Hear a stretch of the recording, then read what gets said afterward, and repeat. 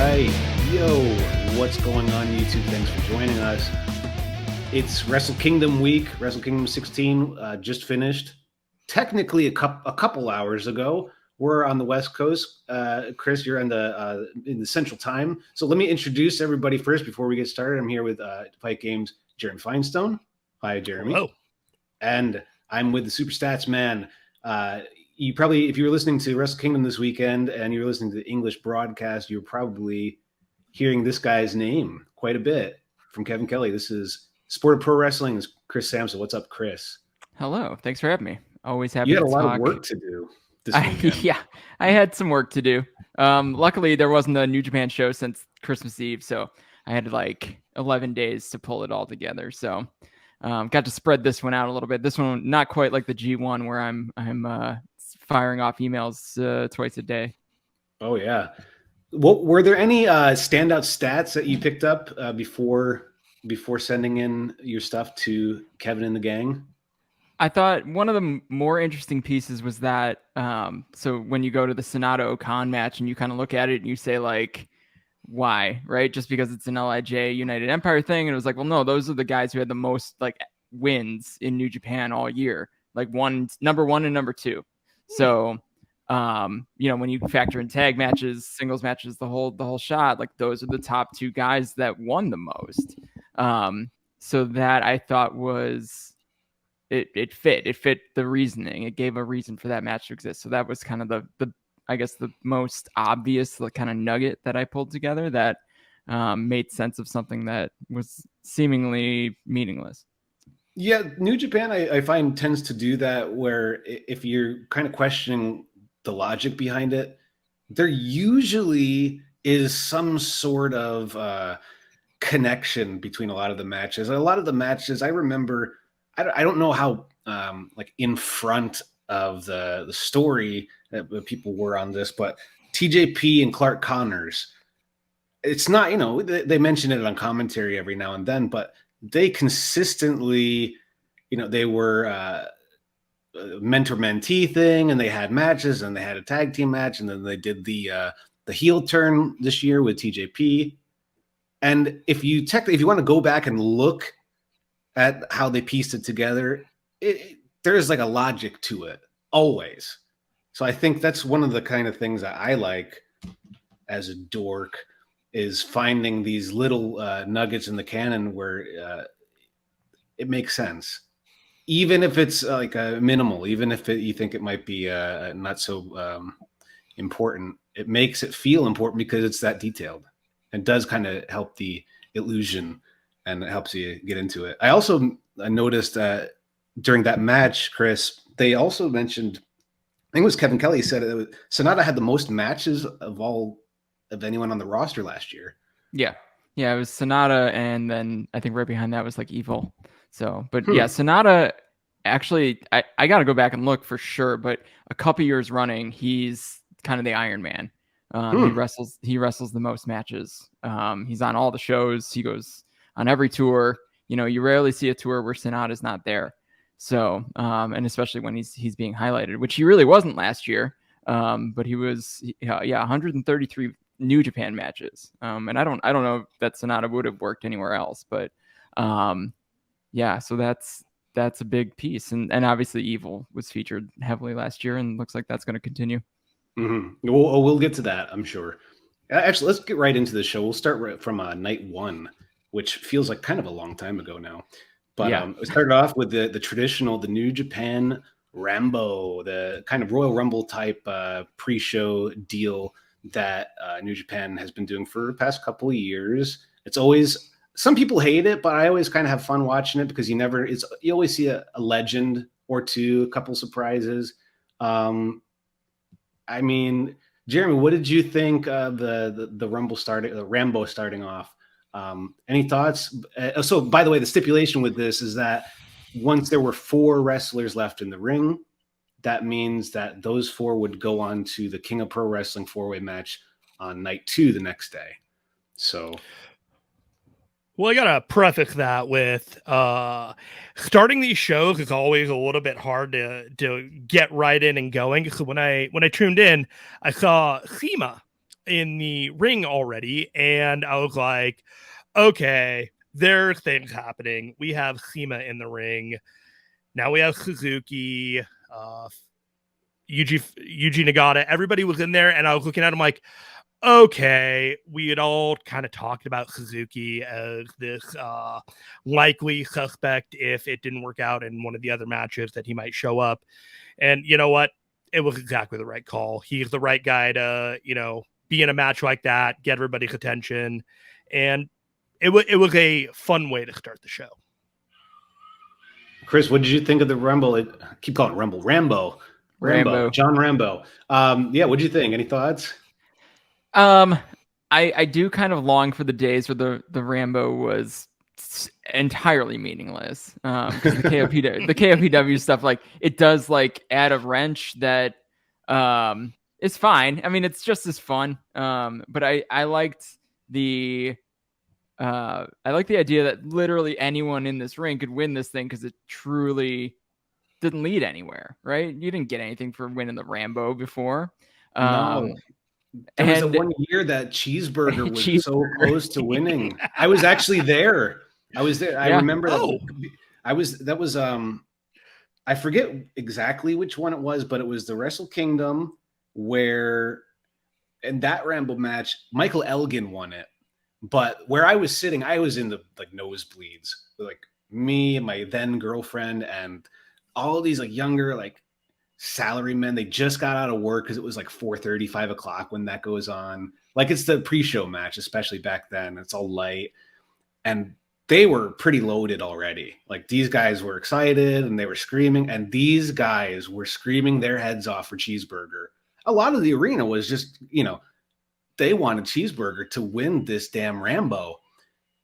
So like what your point is, Chris, like I do miss that too. That kind of, it's almost frivolous, but it's also really fun too, because it's going to get so serious later on. But it's not like frivolous in an offensive way. No. You get to see the great Kabuki shows up, Scott Norton. Yes. That was always fun. But again, the circumstances are different. So and I don't mind them. I mean, this is a perfect use.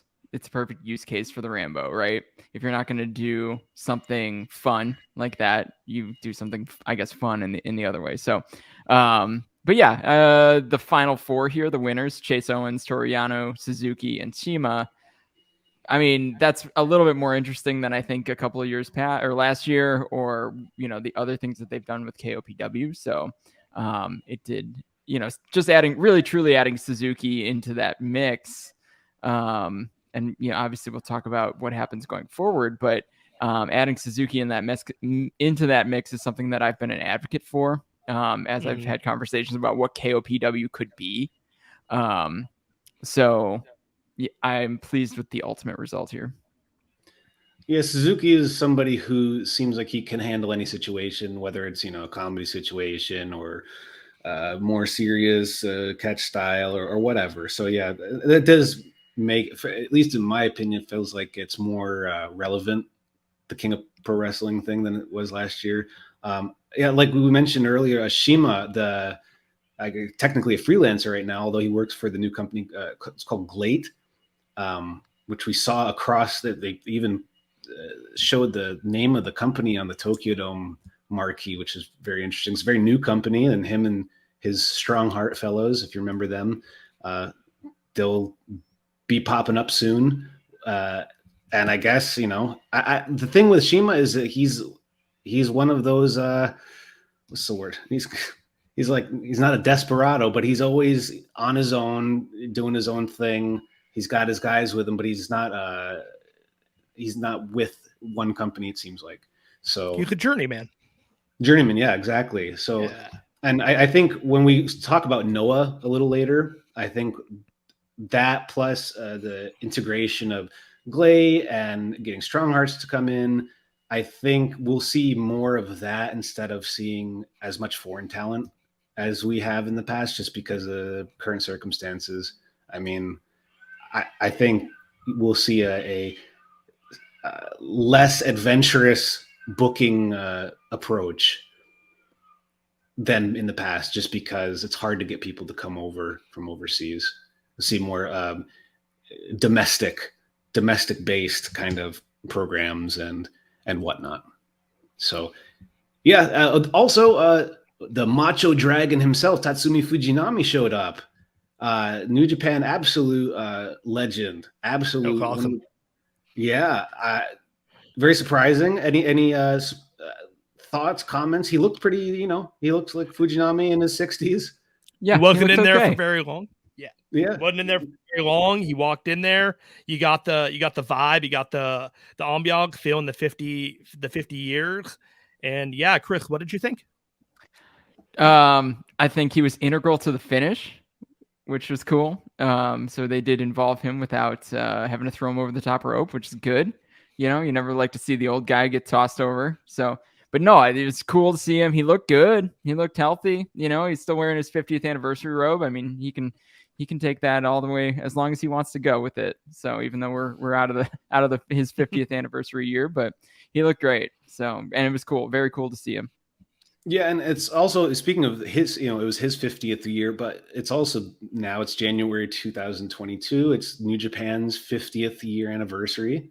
So he's definitely a cool face to see show up. There was also a video message from Antonio Inoki that was aired earlier in the evening. So cool to see classic faces, but mostly this was a lot of the current crop of New Japan and what's going on. And right after that Rumble, we got into the Yo and Show.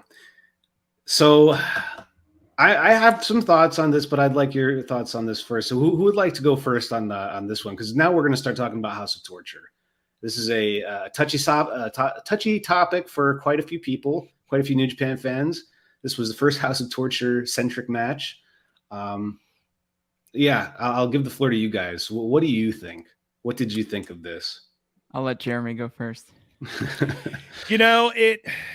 It's pretty clear that they have a plan for House of Torture, and it's not the most ideal stable to build the ultimate evil act around, because what they're very westernized stable in an Eastern federation. And so I'm watching this match, and it feels like they're never getting out of third gear. They're doing their stuff, and these guys know each other. They can go to fifth gear. They know everything about each other and how they wrestle. And when the match was over, it just felt like it was laying the groundwork for more stuff in the show rather than it being its own story from start to finish. And I'm fine with that. I want the House of Torture to be a lot of setup and then have satisfying payoffs for the feuds rather than stretch it out and expose us to it for longer than we need to because they're just trying to fill content. Chris, what did you think of this opener?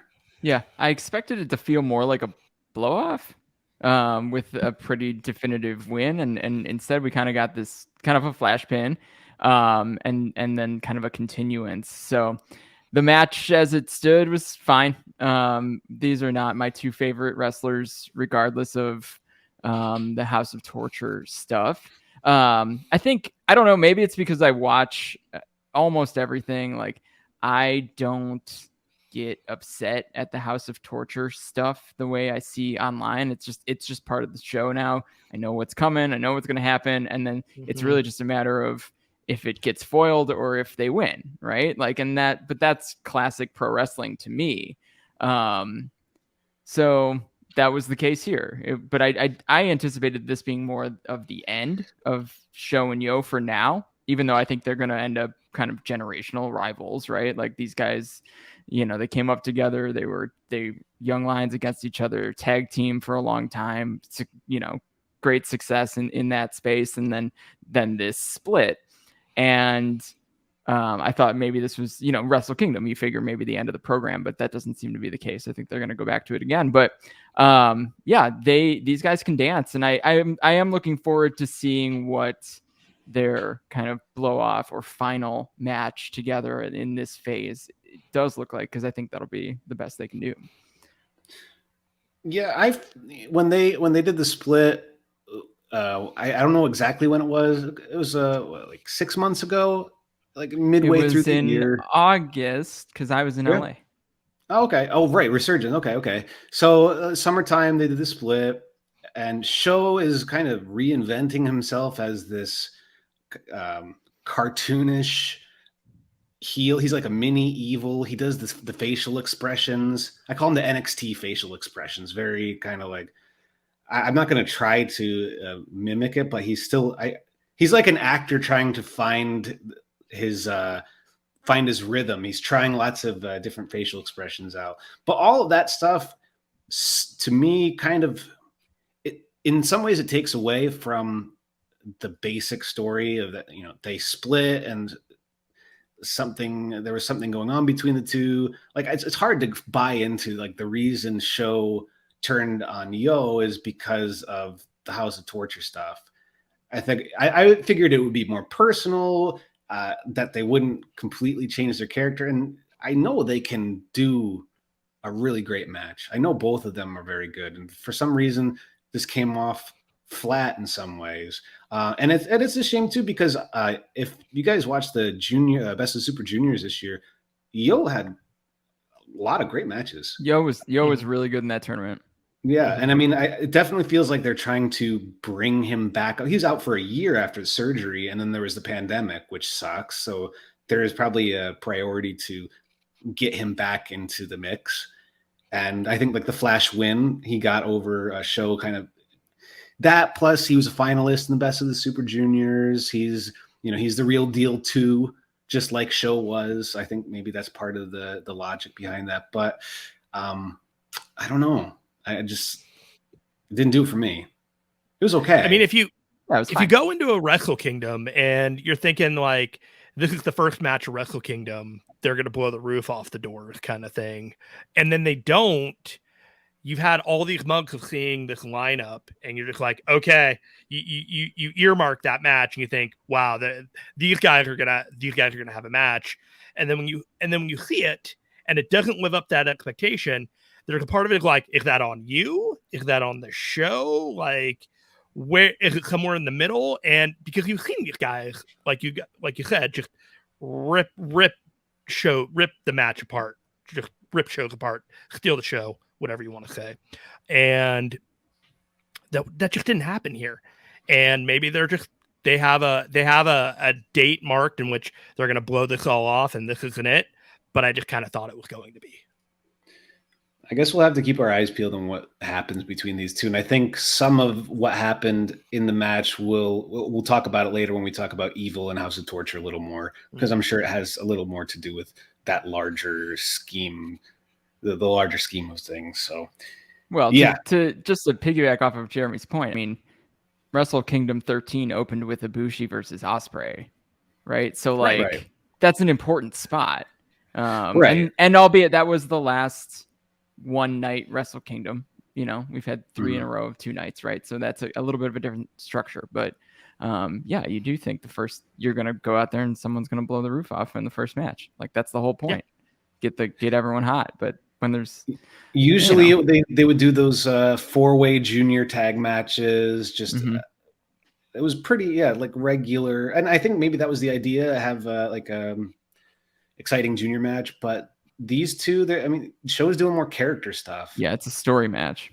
Yeah, so the only other thing I could think is that they didn't want to risk the most exciting match in this House of Torture Chaos feud being the first thing. And if they were trying to build up the tempo through the feud throughout all the matches in the show, I get it. I wouldn't have done this match first. Maybe the Evil Tomohiro Ishii match first or something like that. Just get it out of the way, and then all the preconceived notions about how you think you're going to go. Because you could have done that match first if you're going to have it at all, and then everyone you forget about it, you move on, and you have all the matches that you were more likely wanting to see. If I were making the decision, I would have made this the no DQ match instead of the Kenta and Tanahashi. I think. Well, we'll get to that because that's on night 2. The weapons and other things I was talking to you about, Jeremy, before we went on the air. But okay, we'll get back to that because it touches on House of Torture and Evil and we'll have lots to talk about for that. But I mean, next was a 6-man kind of preview match. There was a lot of that. This 6-man, let me take a look. This was a preview for the next day.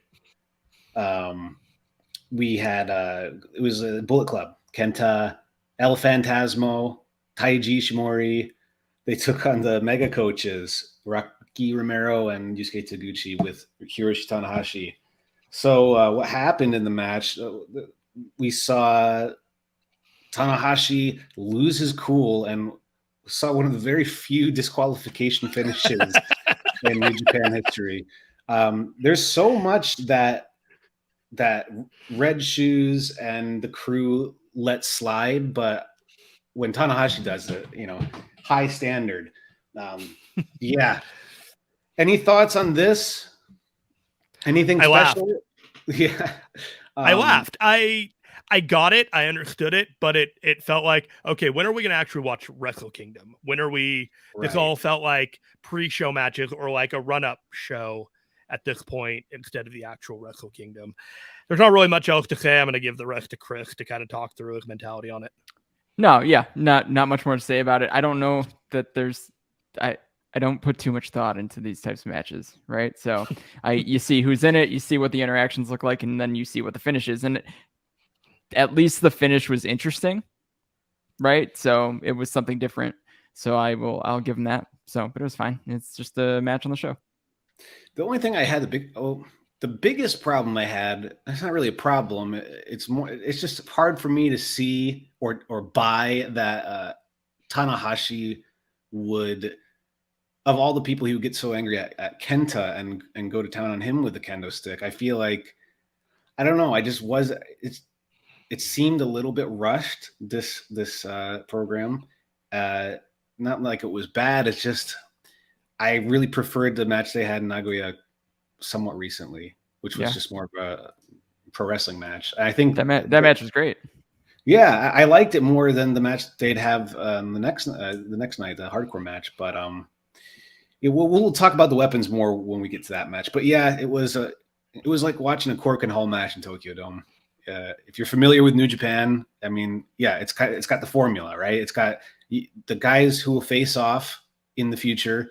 They have their showdowns. They do a little dress rehearsal. You do some fan service around the ring. You do fight in the crowd a little bit.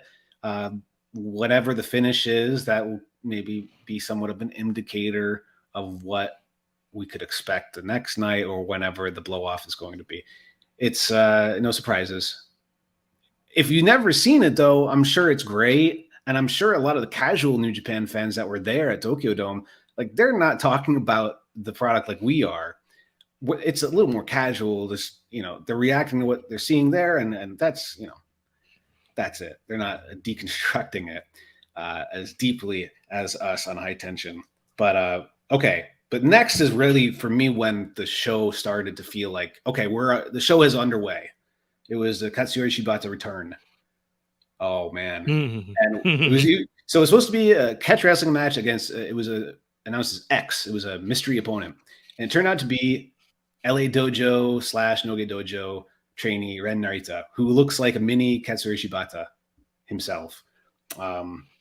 This was awesome. I don't know how anybody could dislike any of these things.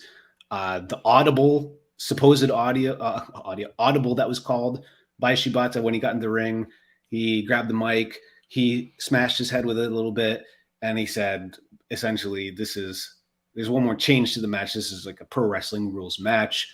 Are you ready for this, Ren Narita? Ren Narita was in his like full-on Ki-ai, yeah, I'm gonna do it mode, and they beat the hell out of each other. And Shibata won with a penalty kick, and he looked like he hadn't left the ring since 2017. He looked great. Yeah, he looked great. Narita looked great. And I hate to say deserving of such a big spot, but I think so. I think deserving of such a great spot. I hope this actually means he's back in Japan and he's on the roster now too. Because I think that he's an interesting guy to keep an eye on. But yeah, I had been hypothesizing that Narita would be the guy pretty much when X was announced. just based on the story that they've run with Narita for so long, with him going with Shibata and then kind of adopting the look and some of the mannerisms and things like that. So I think it was a really good way to put him in the spotlight too, even though this match was absolutely positively all about Shibata. And yeah, you're right. He looked great. He looked like he'd never left the ring. He looked like he can still go. I'm also excited to see what happens with him. I don't know. Is he going to be on every show? Is he doing tours? Is he just doing the big cards? So that's kind of the curiosity going forward, because now he's pretty much confirmed that he can wrestle. Yeah, Chris, I got to give you your props. You were pretty heavily favoring Ren Narita to show up, and I was really happy for you when you got that one right, because analytics and statistics do in fact pay off, my friend. I don't even know if that was there was no stats around that, but you know enough about the company that you see it. Enough. You start to read between the lines. Yeah, that's what I mean by that. Like, you have a lot more ability to read the tea leaves than most people do to see where things are going. With that, my excitement is going for the future with Shibata. The idea of him and Kenta coming up, they're already teasing that in some way, shape, or form. And the future looks bright for Katsuyori Shibata, and I couldn't be happier. I wonder if he'll keep his position as a trainer type. We'll see how that goes. That's probably, I don't know if there's like a long-term plan. I think some of what we saw was, like we were talking about, this is what Shibata can do. He can wrestle a regular match. He doesn't need, this is also with one of his students. So it's a good example of showing how far he can go. What else? There was one other thing about the Shibata. About Ren Narita. So if you guys are up on New Japan Strong, it's again kind of back to what we were talking about earlier about like connecting the dots, even if you're not paying attention. Because Narita's been on that show all year, and he was kind of pushed, not pushed, but like he developed. He got a title match. Yeah, I think the last match I saw with him was against Ospreay on one of the Philly shows. But so if you look at it by match, he got a lot of bigger opportunities. He showed up on AEW. He teamed with Nagatsu. So if you look at it and analyze the story, the what's out there, it makes sense. If you're looking at it from like if this is a quote unquote real sports company, then it makes sense that Narita would be the one to face Shibata. So, excuse me. Yeah, it was great. And yeah, that's it. And the president said President Obara said he wouldn't be punished for it as well. So I don't know all the details on that. I'm sure we'll find more out in the weeks. Like, we're very pragmatic about how we're talking about this, but it was a deeply emotional moment. Just to watch him come out there, the fans, just watching it home at 2 a.m. in the morning, and you're just like, I'm feeling every moment of this. And it's very similar to when Daniel Bryan returned. Just that sense of you're seeing something you didn't think that you were going to see. I mean, you kind of hoped, but realistically, you knew the score. And with medicine and technology nowadays, I wish the best for Katsuyori Shibata, and I hope that he has a prosperous career as long in the ring as he wants to. From what I know, I feel like that his situation has always been more like not his decision as much as New Japan is divided up into, there's like the New Japan Bushi Road camp, there's the TV Asahi people, and there's like the Bushi Road itself, and then there's the New Japan, like the wrestling, like operations people. So it's not like some companies here where I don't know exactly how AEW works, but it seems, there's like cohesion backstage. Everyone's doing everything kind of, while even though people have specific roles, whereas that kind of three-way division of three kind of different companies own, you know what I mean? So I think there might have been some kind of, he thought one way and people in the other part of the company that make the calls, they thought another way. It's more about, liabilities and things like that. So, but like you said, it was emotional, especially it's cool that he could give it to his student. That's a very, I think maybe even more cherished in Japan is like the passing of the torch kind of nuance, especially in sports settings. It's really kind of looked at as a beautiful kind of, just a thing that we appreciate it too. It's just appreciated in a specific and deeper way that you could really see. You can see it in Narita's face, especially because he had the honor of having that Tokyo Dome match with Shibata. So yeah, I want to see more of that. Hopefully, maybe we just see him over in the States. And I was going to say, the interesting thing will be when does Ren Narita beat Shibata, right? Like if Shibata's going to be an active wrestler now, like that's the long play, right? Because they'll meet up again in God knows, G1, New Japan Cup, anywhere, right? And it's gonna eventually you're gonna get to the point where it's gonna make more sense for Narita to win that match, right? And then probably 3 matches down the line, he'll finally get that win, and it'll mean something even more. So, but I hope that continues. I hope that thread stays. And we were kind of talking about earlier, I think that's how this company works. So now that's something to keep an eye on 5 years, 6 years, 7 years down the line. It is, but when you wait that long, the payoff becomes that much bigger. That more effective. Yeah, we'll see. But like we were talking about Sho and Yo earlier, that's something that before all this pandemic stuff happened, I expected them to stay together a little longer. I expected it more to be like a slower burn, but like that, and also Evil and Sanada. I felt like that could have been a much bigger kind of blow off deal, but. And it's in the tendencies to play the long game.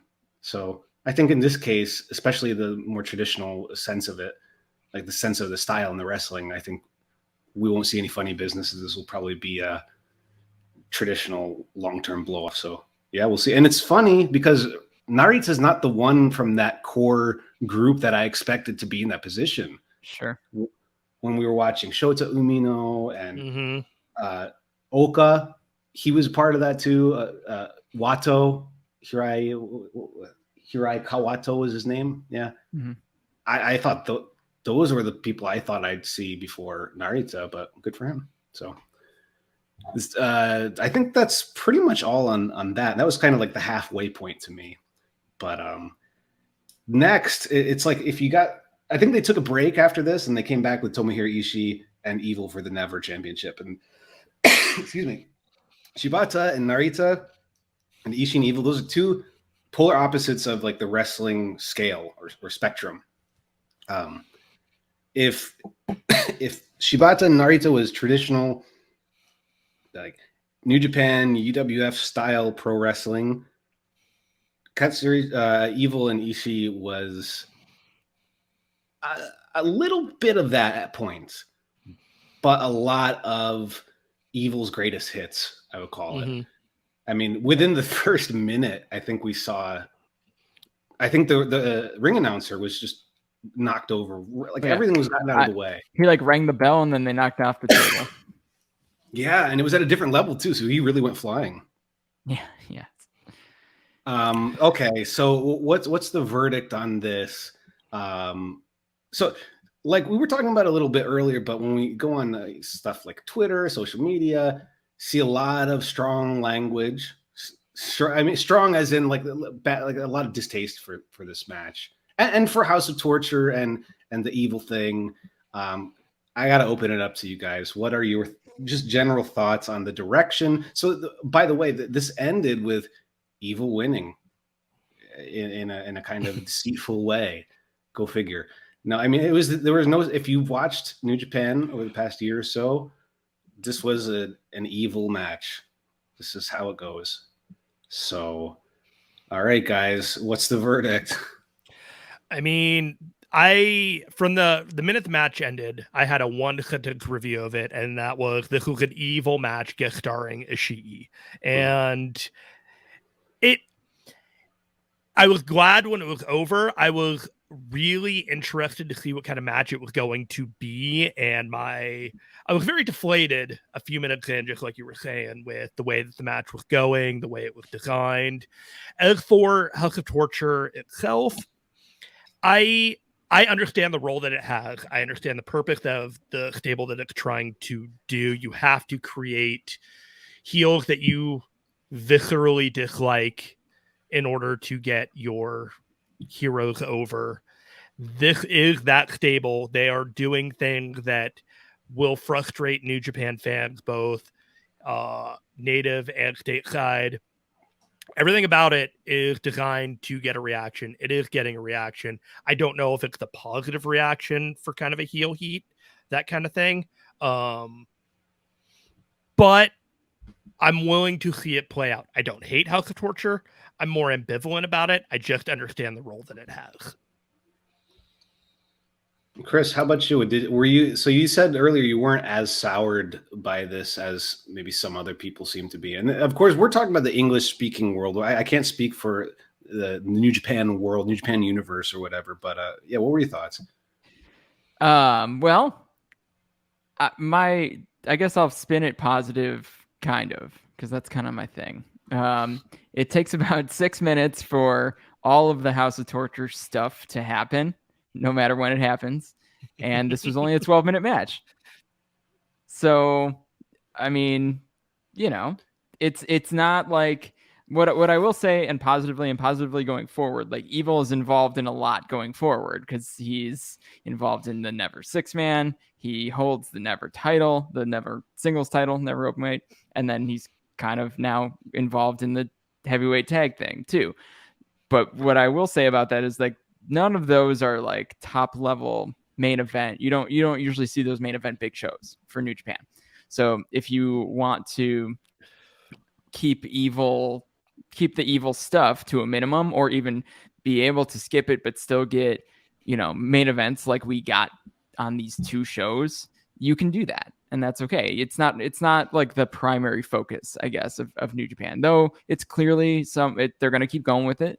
And but I do think that everyone wanted Ishii to win this match, right? So like, if nothing else, you've got this guy or this group or this unit that you can throw in there, and nobody wants them to win. They're not cool heels, right? We're not talking about Jay White here, right? We're talking like no matter who you put against them, you want them to lose. Like that's a win on the company side of things. Now, how they got there or where they're at with it, or could they tone it down a touch to make it a little more New Japan, right? Because like, it's not like we've never seen cheating in New Japan, but like, it's the style of cheating and like the long drawn out matches. And then you get the ref bump, and then you get, Evil to come in after 25 minutes. That's a lot different than after like 5 or 6, or even just from bell to bell, which felt like this match was. Yeah. When, like you said, it was kind of broken into the Evil stuff for about 6 minutes, and then the other half of the match was, a wrestling match. There were parts of this, or moments, where things got really good. And I know people have their opinions on Evil, but as a pro wrestler, I think I've watched a lot of his matches over the past years, and you don't have to love him or hate him, but the guy is so consistent. Like, he never screws up. He looks like everything he does looks pretty much the same every time. And when you watch like a full G1, or you watch it 2 years in a row, and it's pretty amazing to stay that consistent. He's definitely like a rock, not Dwayne Johnson rock, like a state, like a guy to hold a company not in place, but like you can rely on him because what he's doing, he has his shtick down. Yeah, he's foundational. He's foundational, and I also should mention that to a lot of Japanese fans, he comes off as very cool and very fresh because. Like we're Americans, and we grew up watching American wrestling. We know the deal. We watch New Japan because it's an alternative to what's easy for us to watch, or what has been easy. But in Japan, especially if they're WWE fans in Japan, there seem to be a lot of fans that they just watch WWE as this American thing, and that's it. It exists in its own thing, in its own like bubble. Like, it's wrestling, but it's more like American culture. And to some people, that's very appealing, like cool. And this introduction of traditional style American heel babyface wrestling. Yeah, like you said, Chris, like they do heel stuff. They it's like almost like watching a textbook, like because it's never ugly or bad or unwatchable. But if you're someone who watches a lot of wrestling, it can come off as repetitive, and kind of the reason why Western fans might want to escape and watch New Japan is because they want to see something that's not what they see every day on American television or somewhere else. So, but yeah, I think like him or hate him, I definitely feel like Evil will be in the picture and a big part of things for a while. I mean, just look at last year. He was such a huge part of last year. Like he was the guy. So it's Evil, and you know he's a guy who came up in the States. Like, do you remember he was in ROH for quite a while? Him, Show, and Yo. I'm sure there are a couple others that have this. They get the American style, and that's the style that they want to bring to Japan. So yeah, I think sometimes we have to think about where we're seeing it, and we feel this way because XYZ. But in Japan, it is kind of like it's the same thing, but it's flip flopped. And there are reasons why people would like it or why it would seem fresh. So. Well, it is fresh. I mean, and that's part of why I think Western or English speaking New Japan fans are frustrated with it just because it's something different in their cherished New Japan, right? And like, to be perfectly honest, like I felt the same, right? I was like, what are we doing here? But I think moving it to... he's always going to have these moments where he elevates up into the main event, right? He had the match against Shingo earlier this year. And those are the matches that really can establish those main eventers too and say like, everyone definitely wants you to win this match. And because he's won that title, he won that match against Naito last summer. Well, whatever, 2 summers ago, almost. You think he could win any of these matches? I don't know. I think all of this is like, there's a lot of good booking in regards to Evil, right? There's a lot of good booking in regards to Evil. It's been booked really, really well, actually. It's just a matter of like the constant sameness is, I think, what is most frustrating. It's not like he's getting more and more creative. That's Jay White heel, right? Something different, some different way to win, right? We saw that all in the Ibushi match last year on January 5th. We saw every way he's won a match, you know, nefariously throughout that match, and it got audible gasps from the crowd, but it kept getting foiled finally in this big moment, and Ibushi won the match. So, you know, the absolute sameness of Evil's matches and how he ends up winning them all is frustrating. And I think that's what's most annoying about it for me, is that like you do know the rhythm and the cadence and where it's going to go. And I just wish it was just like a little different every now and then. To spice things up, you know, he can still be a dirty heel. It's just like, maybe bring a different weapon even, Dick. But there's also the mentality that sometimes people come to the show to see the garage or to see Evil shove somebody into the ring announcer. Some people, especially fans that are in attendance, like that's part of the show. Like they're going to see that too. Like I think the ring announcer spot's hilarious. It's always, I mean, when it's done well, it's funny. It's very funny. It's I noticed when Show and Yo were wrestling night one, I noticed that it was lower than usual. And I immediately thought, wow, how are they going to do that with Evil and Ishii? I knew it was going to happen. Like, you know, it's going to happen. I think, yeah, it's taste. It's, and also they're owned by Bushi Road. Bushi Road is a card game. Like they make like cards, and it's very like fantasy, and they're trying to appeal to like young people of Japan. They don't want the idea, the Fujinamis or Shibatas. Yeah, we love that style. We love pro wrestling. But if you want to attract new, younger fans, a lot of Japanese younger fans there, especially females, when they see that, the older traditional orthodox style, it's kind of like, oh, that's my dad's wrestling. That's old and that's boring. A lot of people view it that way. This whole resurgence, that's not a pun. It is a resurgence over the past 10 years in New Japan, if you look at Okada, Naito, Tanahashi, the flat Nakamura, they had so much flash and so much more flash than the way Inoki, Choshu, Fujinami did it and approached it. It was just a different approach. And I think somebody like Evil, you're going to see characters like that. I mean, look at Master Wato. I don't even know what he's supposed to be, but it's a character. It's trying to appeal and find people through that entertainment part of wrestling as opposed to the sports part. It's integrated into the, into the product. So, yeah, we'll have more to talk about that, I'm sure, and that'll be something that all of us can talk about all year long. So, yeah. Okay, the next match, tag team match, the happy ending to Hiroki Goto and Yoshihashi. They did it. They won the tag team titles from Dangerous Tekkers. And to be honest, I mean, I expected it to be fine, but this turned out to be very good. And Taichi, Yoshihashi both gave great performances. Two names that a couple of years ago I wouldn't expect myself to say that, but hell yeah, they're great.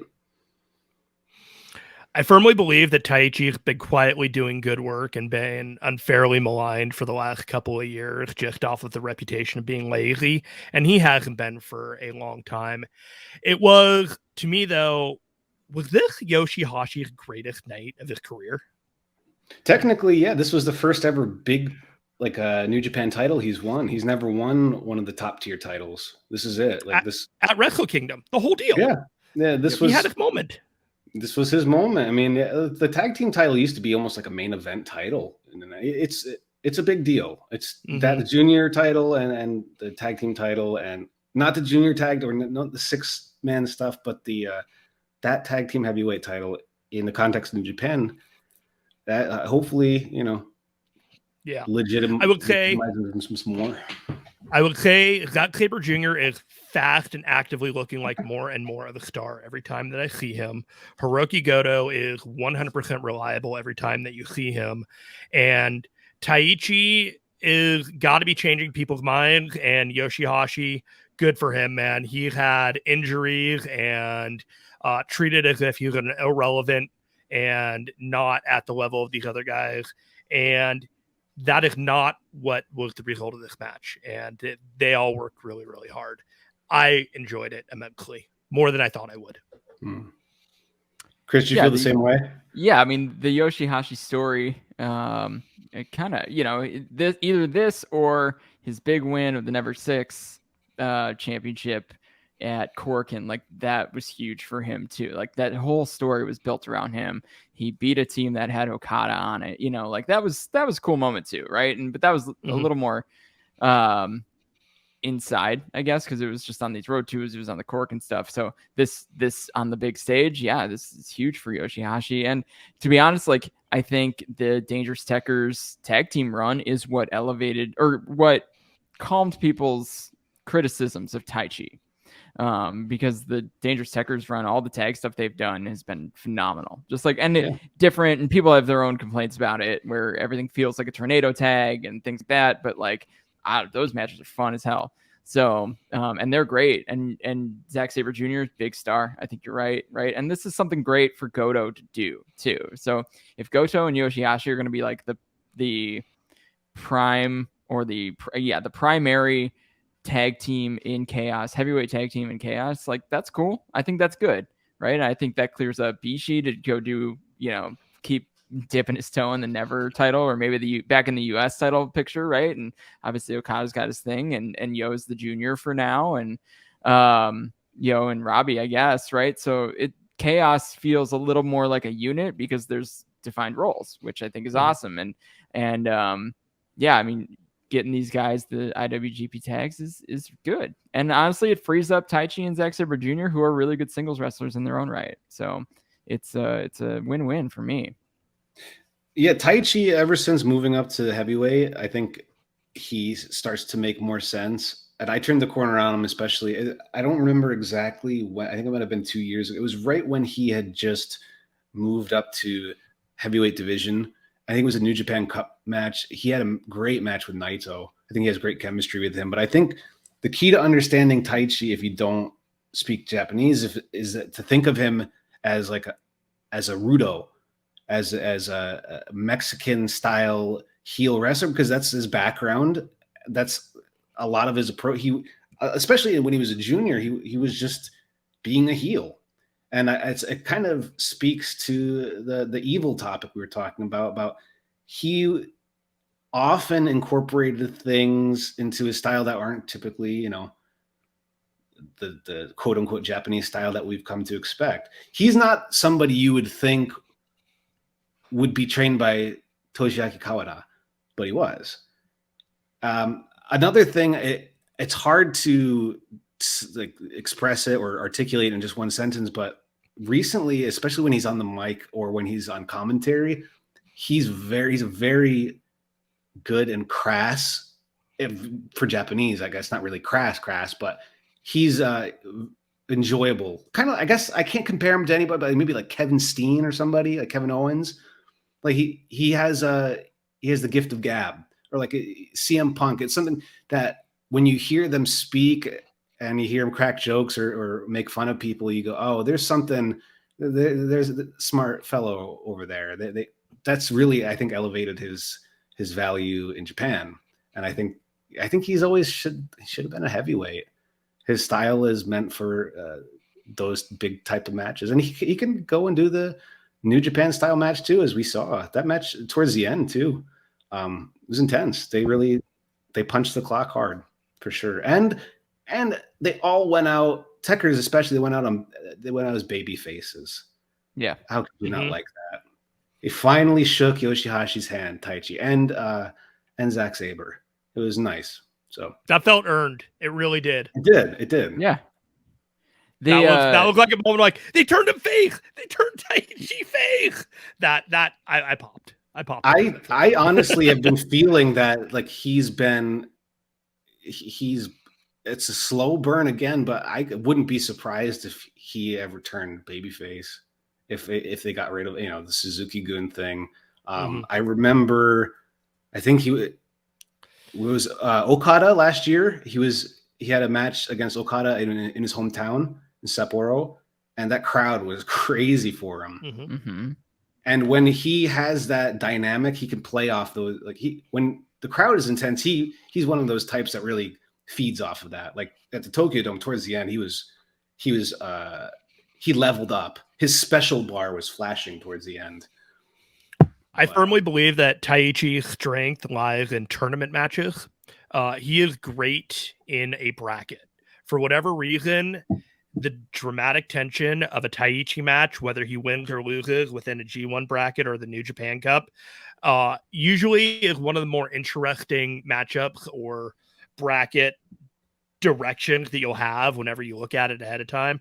I remember looking at all of these brackets for the last 2 years whenever they do a cup or a G1, and I just kind of look at the Taichi, and I'd always find that his matches were among the most fascinating ones that they would put out there. Always something curious with him. He's one of those guys that can win or lose any match. Like 100%. I mean, maybe not any match, right? Like you don't see him winning the title or anything, but in the tournament setting, right? Like I don't know. I can't think of a person that I'm like, there's no way Taichi's beating Okada in this tournament. It's like, I don't know, maybe he will. Maybe they're going to Sapporo and they need another challenger, right? Like in a G1, if he beat Ishii or Ibushi, you wouldn't blink an eye. Yeah. He's a spoiler. Yeah, he's a great 100%. Spoiler. And honestly, like that's his character too. Right? Like so dangerous. He's been giving Yoshihashi grief because he's not verified on Twitter. Like that's the buildup to this tag team match, like at least a part of it on the internet, which that's funny. Like he's a funny dude. Like you see a lot of the even just the translations. Like he's almost an internet troll in real life. Ass. Yeah, and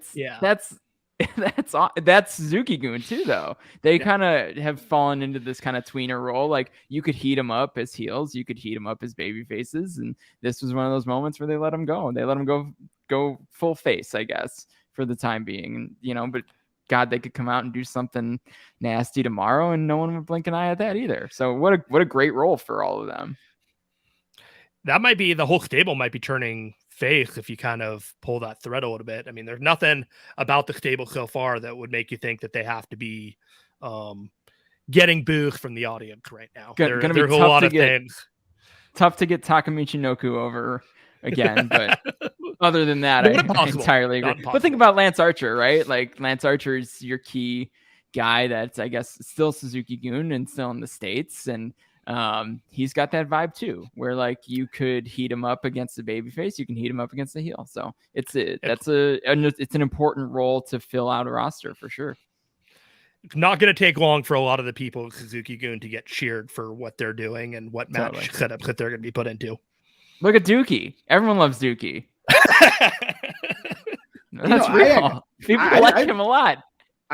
Doki's great, and he very, very interesting. I mean, his story, how he got to New Japan, is awesome. I mean, he was an alternate, and he was in Mexico for quite a while, and not like a CMLL exchange program or anything. Like he was dirty Mexico indie lucha stuff.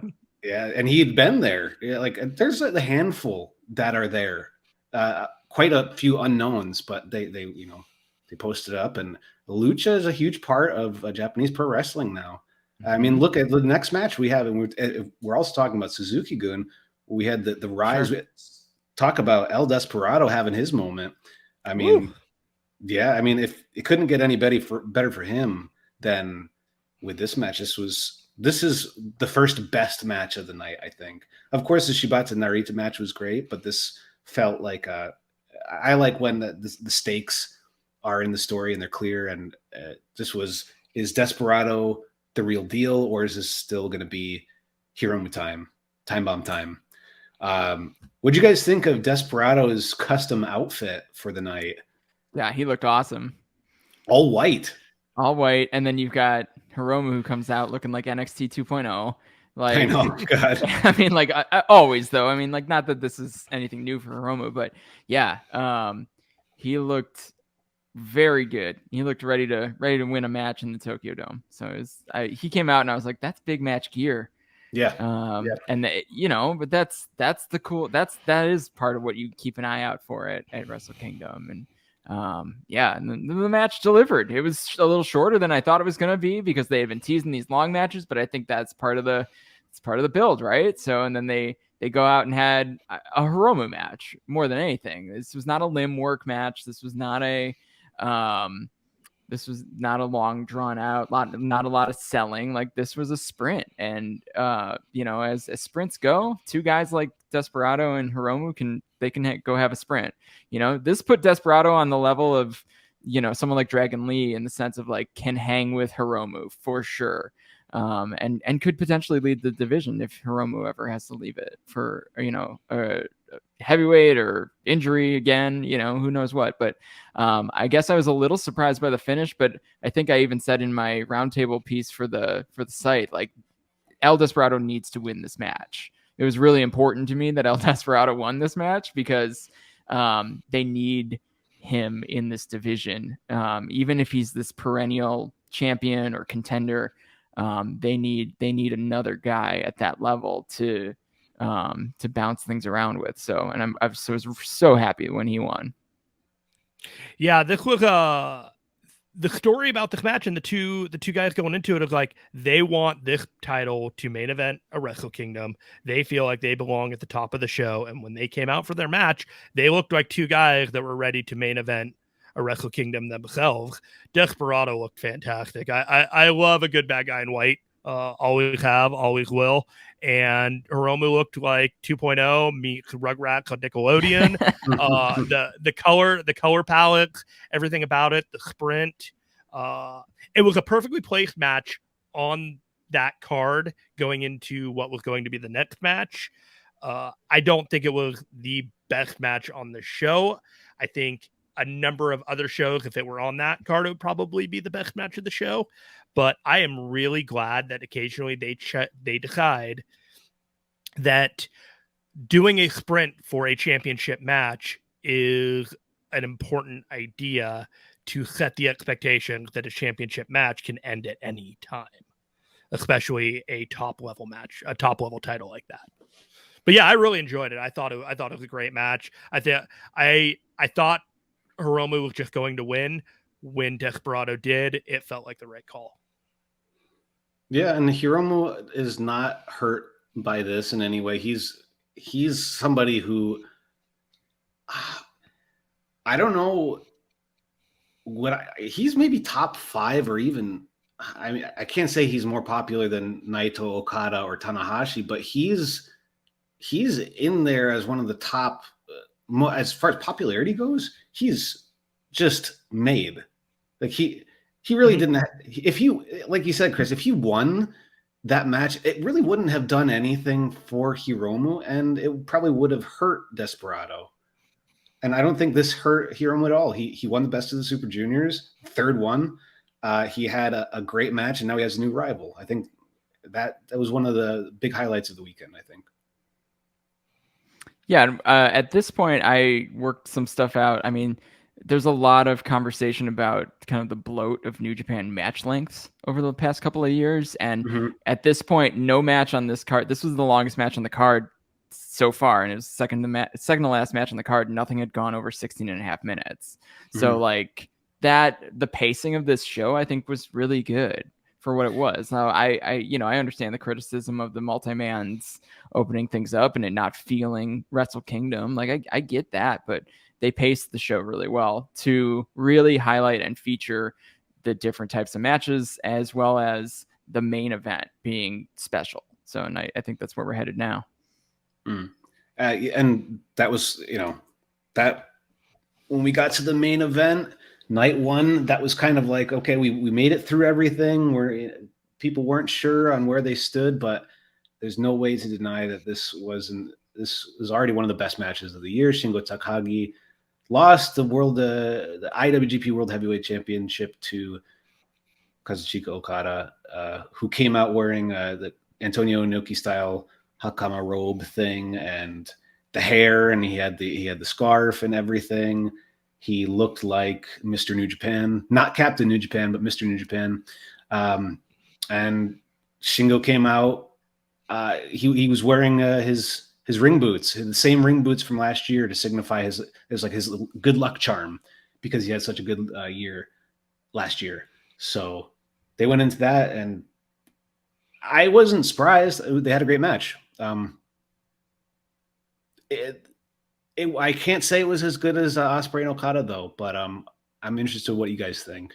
What did you think of this first one, and how it compares to the next night's match, and in the overall scheme of the two nights? Who wants to go first?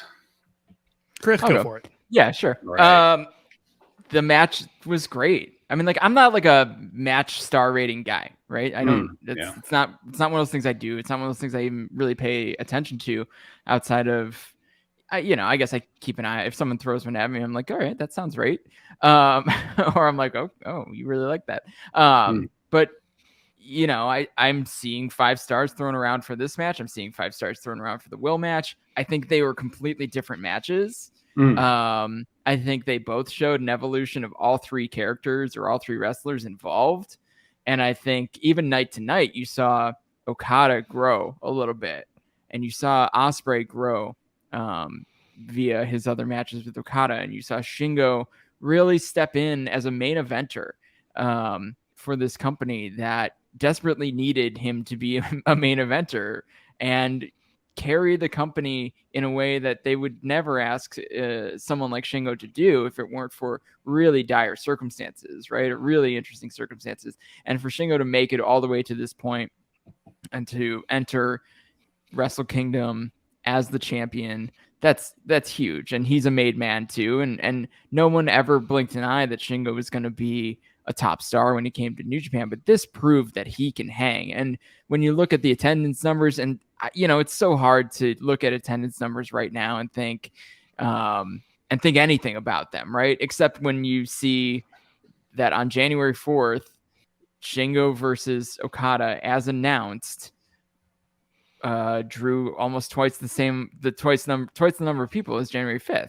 Right. Like, so, and I know that there's a lot that goes into that, right? January 4th is the big deal, and it's Tokyo Dome on January 4th. And that's a tradition for a lot of people and all that. But still, like, the announced match between Shingo and Okada did twice the draw of Okada versus Ospreay, and I'm sure many people there also assumed it was going to be Okada versus Ospreay. So that has to mean something in the scale of things, and you can, you know, take that down a notch than normal drawing times, but it does mean something. It means Shingo can hang. And, you know, the match as a whole, though, I mean, like, super well paced, classic Okada main event, with a lot of Shingo level spots where they're really high paced. Okada is in incredible shape right now. Like, you can tell he's just in full cardio shape. He's fast. He can run. He can go. He doesn't need a big long selling spots. He doesn't need to slap on the money clip for half the match. And I don't know if he even needed to do all that a year ago, but he certainly doesn't need to now. And both these guys look great. I think Okada winning is the right decision.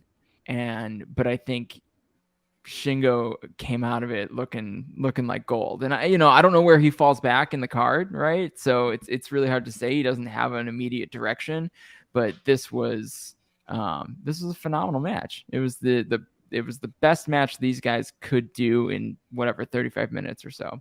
So, and again, not a bloated long New Japan main event, right? 35 minutes that's just a good solid New Japan main event. That's just not a 60-minute Noah draw.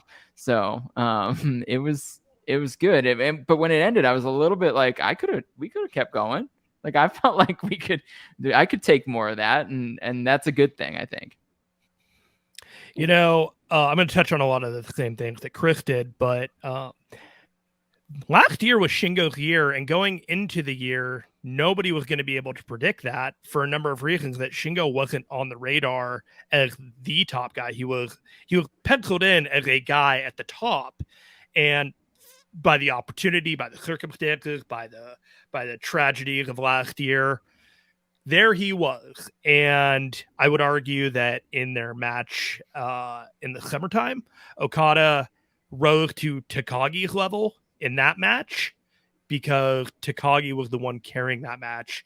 Okada wasn't where he was today, but then that match that they had 2 days ago, Okada rose again to Takagi's level. Takagi was already there, ready to go, and he delivered Okada to the level that he needed to be to have that main event with Ospreay. I was more excited for that main event with Ospreay after he went through Takagi, because Takagi gave such a performance through the whole thing, through his entire tenure, that he stepped up. He was the man in New Japan when everyone else couldn't or wasn't supposed to be. And that is a legendary status to have. People will always remember that for him. I hope that he is going to get another run. I hope he wins the G1. I hope all the greatest things for Shingo Takagi. The future is bright for that man. Yeah, we have to factor in, I was telling you, Jeremy, earlier, I don't want to come off as a complete New Japan apologist, but think about the context. So we got Ospreay's issue earlier in the year. Right. That's the first wrench in the works. Yes. We got Ibushi's having the worst year ever. He had the two issues. He got sick and then he injured his shoulder. So there's another. The plan B is out. Maybe plan C. Got Naito. He's out for the entire G1. You got the Olympics happening, throwing every wrestling company's schedule off. You got the extra.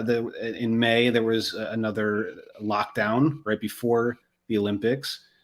So schedules had to be changed and work had to be done. And I think the company was most concerned with the main event picture and making sure that was okay. And Takagi and also Hiroshi Tanahashi as well delivered, because they had to, because they had no other choice. Imagine, the main event.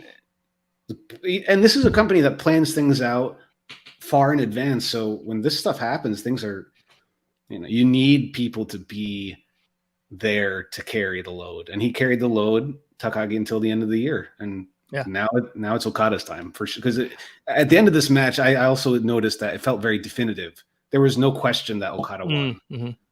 It didn't feel like there was maybe it felt like, oh, okay, Okada definitely won. I don't know what's going to happen with Takagi going forward, but the title is with Okada, and yeah. So that was another honorable mention for last year would be Jeff Cobb. Jeff Cobb did a lot of great work for New Japan. Oh yeah, 100%. Same time as Takagi. I would have to give him the number one foreigner in New Japan award because he was the guy. 100%. Yeah. I mean, if what's the other option? Zach, but he's kind of like he's almost domestic now. Yeah. He never really left, and he never had to deviate from whatever he's doing. He's always doing his thing. Ospreay, I'm sure, would have had a bigger year, but he couldn't. We had no Jay White in the company for most of the year. He was in the States. Mm-hmm. So I'll give it to Jeff Cobb. Yeah. We should go on. Cobb, he was there. He wasn't just there either. I mean, like, you've also got guys like Chase Owens who showed up for a good portion of the year. And Chase's G1 was about as good as you could want it to be. I mean, but if you're talking about someone who really ripped through and showed up all the time, you never anticipated a day where Cobb wasn't there. He's the guy. He also has a clean pinfall victory over Okada from last year's G1, which I'm sure will factor into the story of him going forward with the belt. And we'll talk about Cobb in a little bit when we should probably get it to night 2, because now I don't know about you guys, but for me, night 2 was easier to watch, a little more fun, a little more colorful. Mm-hmm. I don't know why exactly that was. Do you guys have any? What was it that made it feel better? It's not just the match quality, because there were some matches that were pretty similar. Like there were 6-mans on this as well. I think there were more. There were more 6-man matches. If you're counting the 3 last minute pre-show matches, there's a bunch of 6-mans. But if I look at it from just the main card, right? Like, this was your classic Wrestle Kingdom card. When it comes down to it, I mean, you start off with a junior tag team 3-way. Like, that's classic Wrestle Kingdom, starting match. So, but otherwise I feel like all the matches on this card, all of them, especially on the main card, right? So, because that's kind of where I'm going to stick. They all meant something. Everything on this card meant something. Whereas the previous card, like, there were those 2 or 3 matches at the beginning of the show that were, building blocks to the second night. So the second night felt like all matches that belonged on Wrestle Kingdom. I don't think you could pull something off and say, like, this match shouldn't have been here. Because if you look at the talent in it and the stakes involved, I looked at Naito and Cobb and said, whoever wins that match is who's walking out after the main event. And, because, also assuming Okada's going to retain, right? So I looked at that match as my de facto number 1 contender match. So, everything on this card made a lot of sense as cards go. Except, I guess, maybe the Stardom match, but it felt big, right? That still felt like a big deal because it's such a cool offer match to have too. I'm happy that it aired, and it didn't air as like a pre-show match. I also like that, the first times they did it, they just, they put their stars in there, introduce you to whomever. Here's the company that Bushiroad just acquired. This was more, they didn't really put their current top stars. No Shuri, no Utami Hayashishita. It was Mayu Iwatani, Starlight Kid, who's now an evil Starlight Kid. Again, younger. Who else was? We got Tam Nakano and Saya Kamitani. Again, 2 idol type top stars in the company, and I expected a good match, but I thought this was a really good match, and it felt like such a breath of fresh air because it felt different, but it was good wrestling. Still, how did the Stardom leave you, Chris and Jeremy? When I watched this match, I had very little context. I know people who sing the praises of Stardom up and down. I have not been able to invest myself in it. And I was excited to watch this match, and those 4 women came out there with something to prove. And I have a lot more interest in going in and watching Stardom now as a result of being introduced to that match. I don't completely know all the context. I don't completely know all the storylines, but watching what they're doing in the ring, the storyline will come. The talent is there. I do wish I had time to add a wrestling company to my wrestling watches, because Stardom would be on the short list without a doubt. And every time I drop in, it's high quality stuff. It looks really good. The production is getting better and better as far as I can tell. There's a clear investment in the future of that company. So now it was probably a good time to jump in if you got the time to do it. And these types of matches, I think that this is important. I think it's important to permeate the bubble of New Japan, right? And I think we're seeing that with Noah too, right? We'll talk a little bit more about that, I'm sure. But New Japan's kind of isolationist ways, aside from bringing in people, right? But like, I think working with actual companies is a big deal. And I think we're seeing that be successful in other parts of the world too. And I don't think we should ignore the doors, whatever, opening a little bit with New Japan. Especially something like putting the Stardom match on the real show with the broadcasters, the same broadcasters on the broadcast, etc. That's a big deal. It's a big move, and who knows where it goes, right? If Stardom keeps growing and New Japan puts themselves back together again, right? Like there's a cool crossover show that could happen, big, huge double show, right? All the big stars with the big singles matches and all that. That could be a really cool type of event, kind of like Cyberfight did last year. Yeah, I think the one cool thing about having Stardom under the Bushiroad umbrella now is that you have this new option. We were talking about how it's harder to get foreign talent or a special guest or really spice things up like they used to in the past. This is a way where it doesn't really affect the New Japan creative, but it also keeps big shows feeling fresh. And it's not too extreme for fans to accept. It's because it's a company that is shared, the ownership is shared, Bushiroad is involved, there's a connection there. It's not like they're doing intergender matches. It's not like it's a New Japan branded women's match. It has its own identity too, so people still have the option to either try it out, or if they don't like it, it won't have to sour their feelings on the decision of the company. It's just, it's another offer. It's another plate at the buffet. And I think right now, because of the situation for international travel, it's a good way to spice up bigger shows. It felt like we talked about sameness and repetition, which is normal, especially some company like New Japan, but incorporating the girls when you can could be a great move. And I hope someday they just merge Stardom World and New Japan World and put it all on the same, either in the same server or on the same website. I have no idea if there's even any intention of that happening, but I think if they want to make money as a kind of combo, that would be cool. But I do hope we see more of this going forward.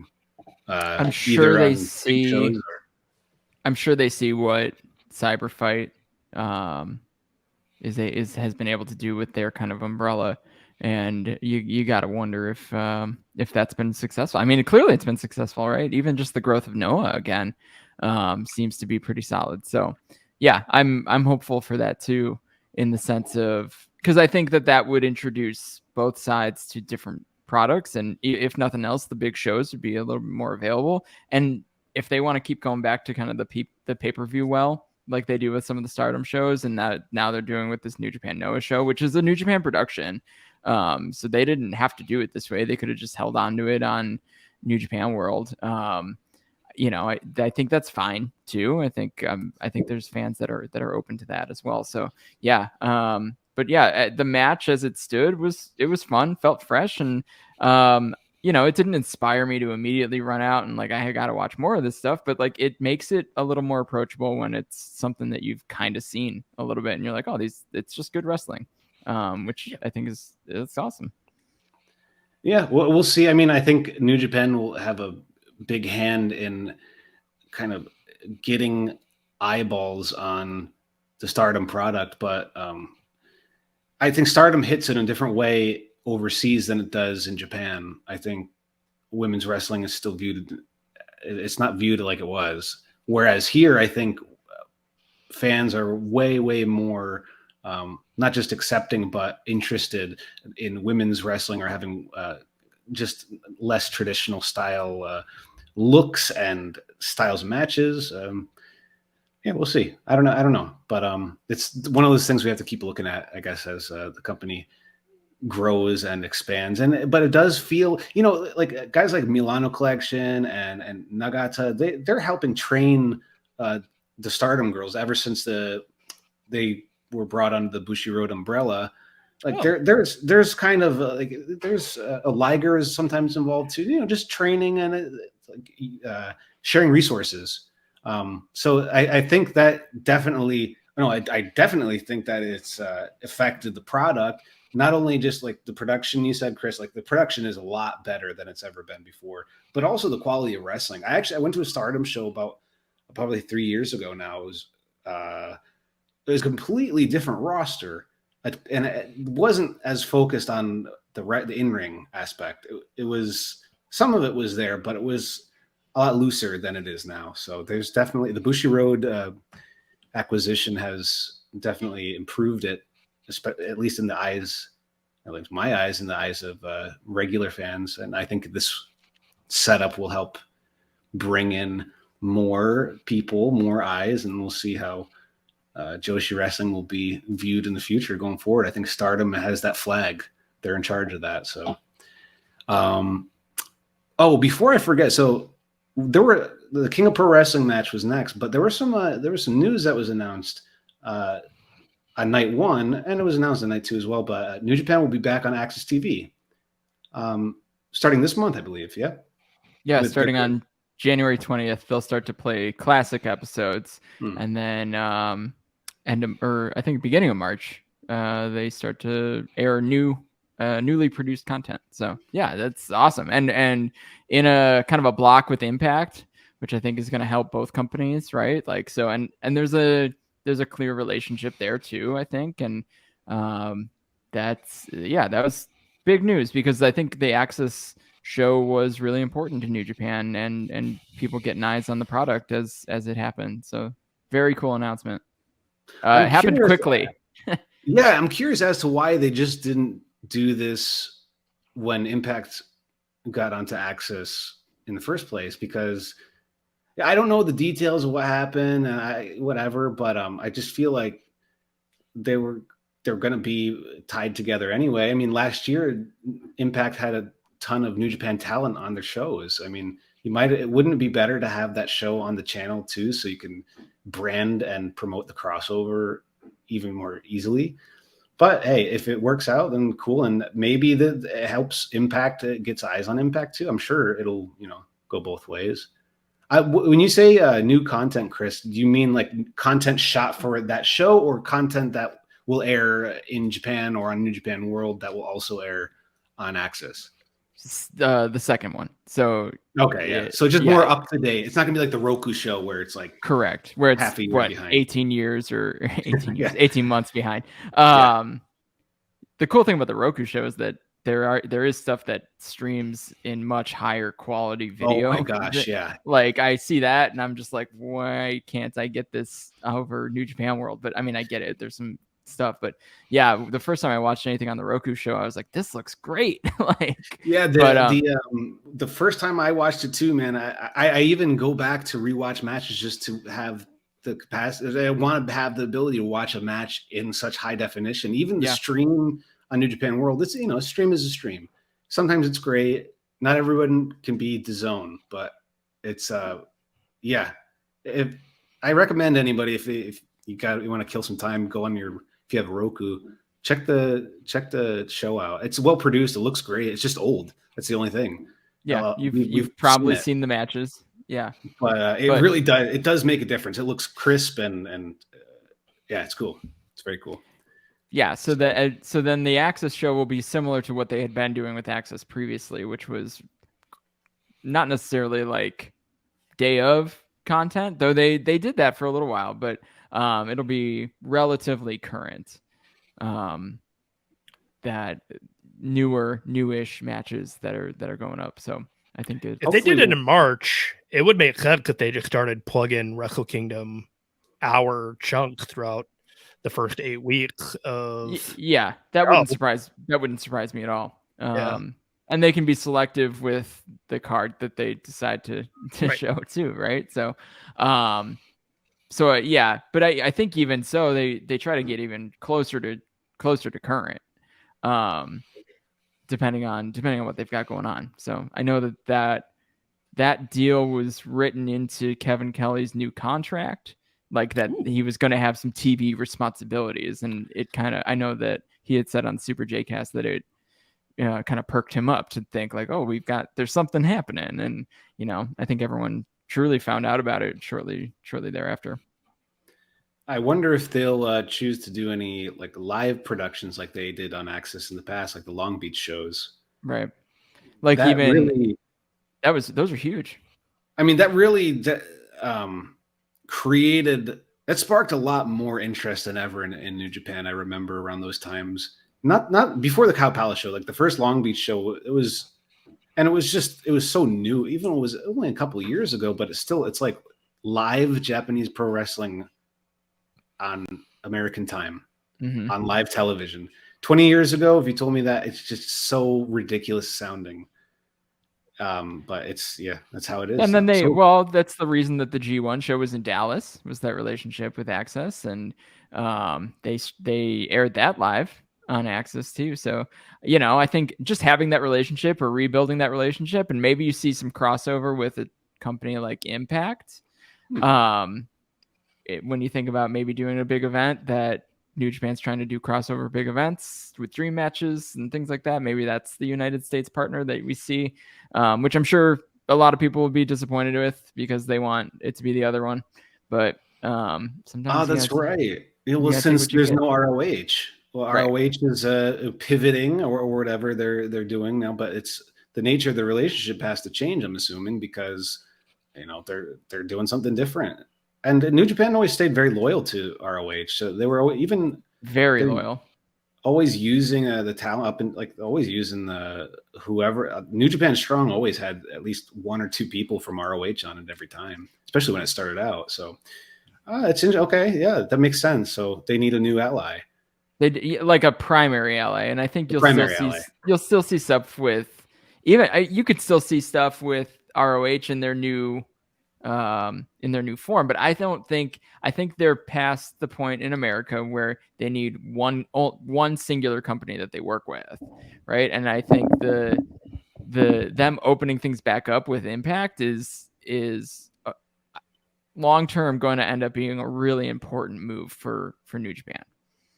So just because I think that it may have built back towards this TV deal existing, and you might see some crossover that makes sense for both partners' television, right? So I think there's a lot of good happening here, because I mean AXS or Anthem, I mean they own Impact, so that's right. A good relation to have. So Jeremy left us for a second, so I'm gonna there we go. Jeremy will join us shortly. We're gonna have a Lonely Mike in the shot. Don't worry, guys, he'll be back. But Chris and I are going to keep talking, because back to the show. I'm sure into 2022 we're going to find out more about who and where New Japan will be working in the States, and hopefully I think that the TV deal will help get eyes back on them, and the complaints will change. And hey, who knows? Maybe we'll see House of Torture on AXS TV. I don't know. You will. Right, we're gonna have to, like, that's part of the product. We're gonna see it back.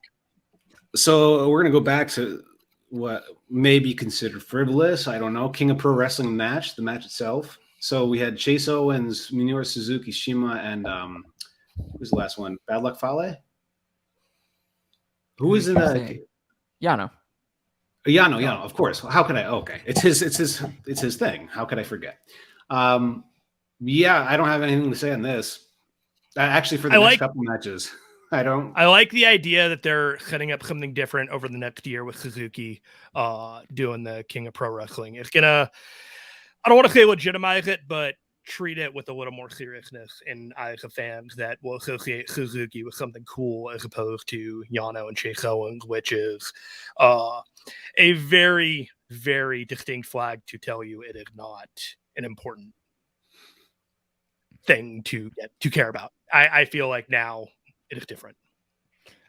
Yeah, I've been an advocate for this to be Suzuki's thing for a long time, actually. So I'm into it. I'm into the fact that he won.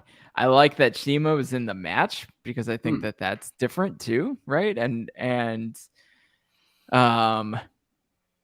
Strong Hearts doing a run in New Japan that's cool with me too. So, you know, it's a little less chalk than I expected it to be. And I like I said, who knows where we go from here, right? Suzuki can do anything, right? He can do super comedy. He can do wild stuff. I mean, he had all sorts of stipulations on some of these never open weight championship matches he had, 3 or 4 years ago? What is time?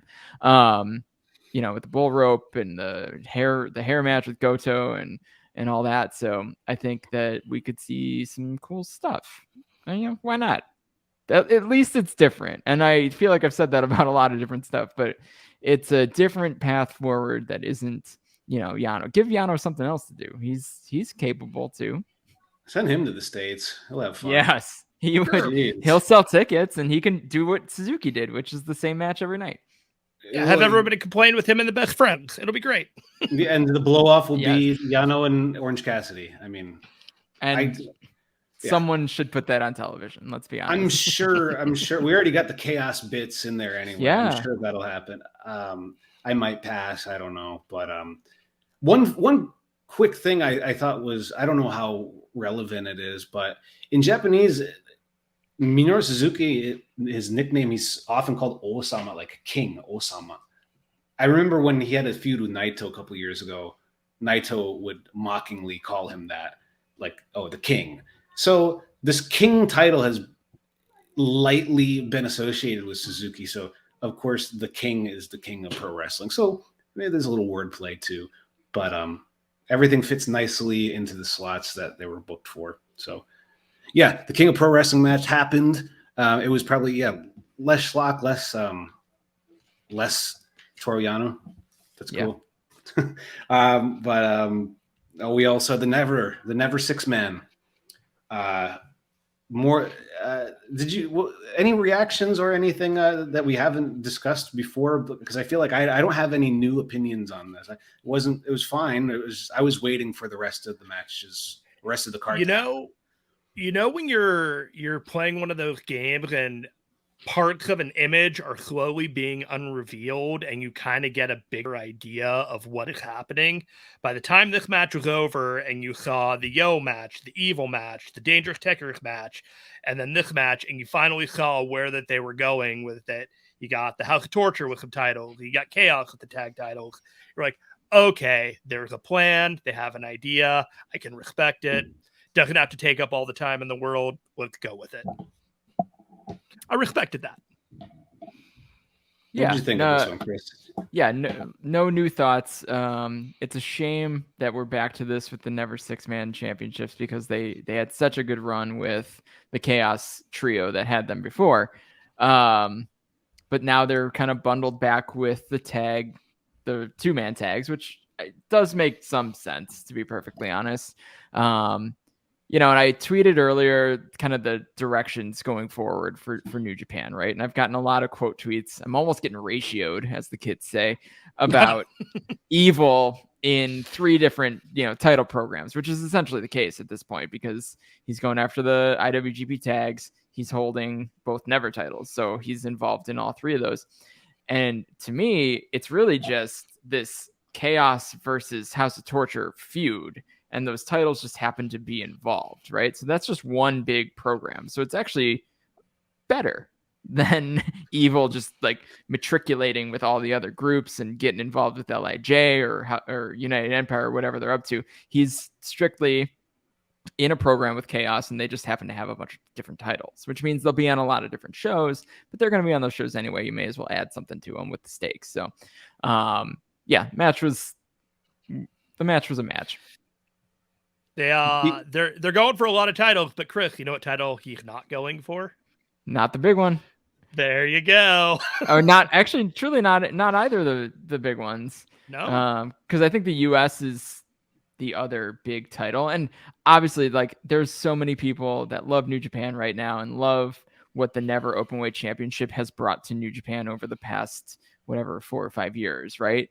So I can see there being a disappointment that portion doesn't exist. That Shingo, Jeff Cobb, Ishii, big beefy boys slapping beefy meat, right? Like, that's the Never Openweight Championship. Like, that's the thing, and we're not gonna have that for a little while. But those guys are all probably doing something or maybe healing, right? Yeah. You know, Shingo, if Shingo doesn't show up on this next tour, I get it. The man wrestled 27 big singles matches last year. Like, he was, and a lot of them were big main events, whether they were main events when he was in the Never scene with Tanahashi and that whole situation, or the, you know, his run on top. So maybe some of those guys need some time to heal, but yeah, I mean, they are firmly placed in the mid card, and, you know, or maybe that's something that headlines a Road 2 or a Korakuen, but I don't think you're going to see Evil headline, you know, the Fukuoka Dome, right? You don't see that happening coming up, or even Dominion in 6 months. So, you know, it is what it is. We've talked it to death. Everyone has, and everyone will continue to do so, because I get it. But it's a mid-card thing now, which is where it belongs. I should throw it out there, though, that if you've watched Evil since his return to New Japan when he debuted with LIJ, we got to remember that Evil was one of the only people to beat Okada during his golden run. He had that G1 win. G1. Mm-hmm. I don't know if it was 1 or 2 wins, but I know that was one of those things that they always referred back to. And I think it's one of those seeds that they planted back then to, you know, okay, here's our situation now. The way that you're describing where he might be going, Chris, it would make sense if you looked at it at one point and say, hey, this guy has a bunch of the titles except the main title. And back in the day, he beat Okada. I mean, from a booking and logic standpoint, it makes a lot of sense. Whether you like him or not, that's just a subjective thing. But from a booking standpoint, I get it for sure. So, yeah, will this be the year of Evil? I don't know. I'm not sure. Oh, so after this, we got the very special surprise invasion. So Keiji Muto's theme played, and everybody said, huh? What?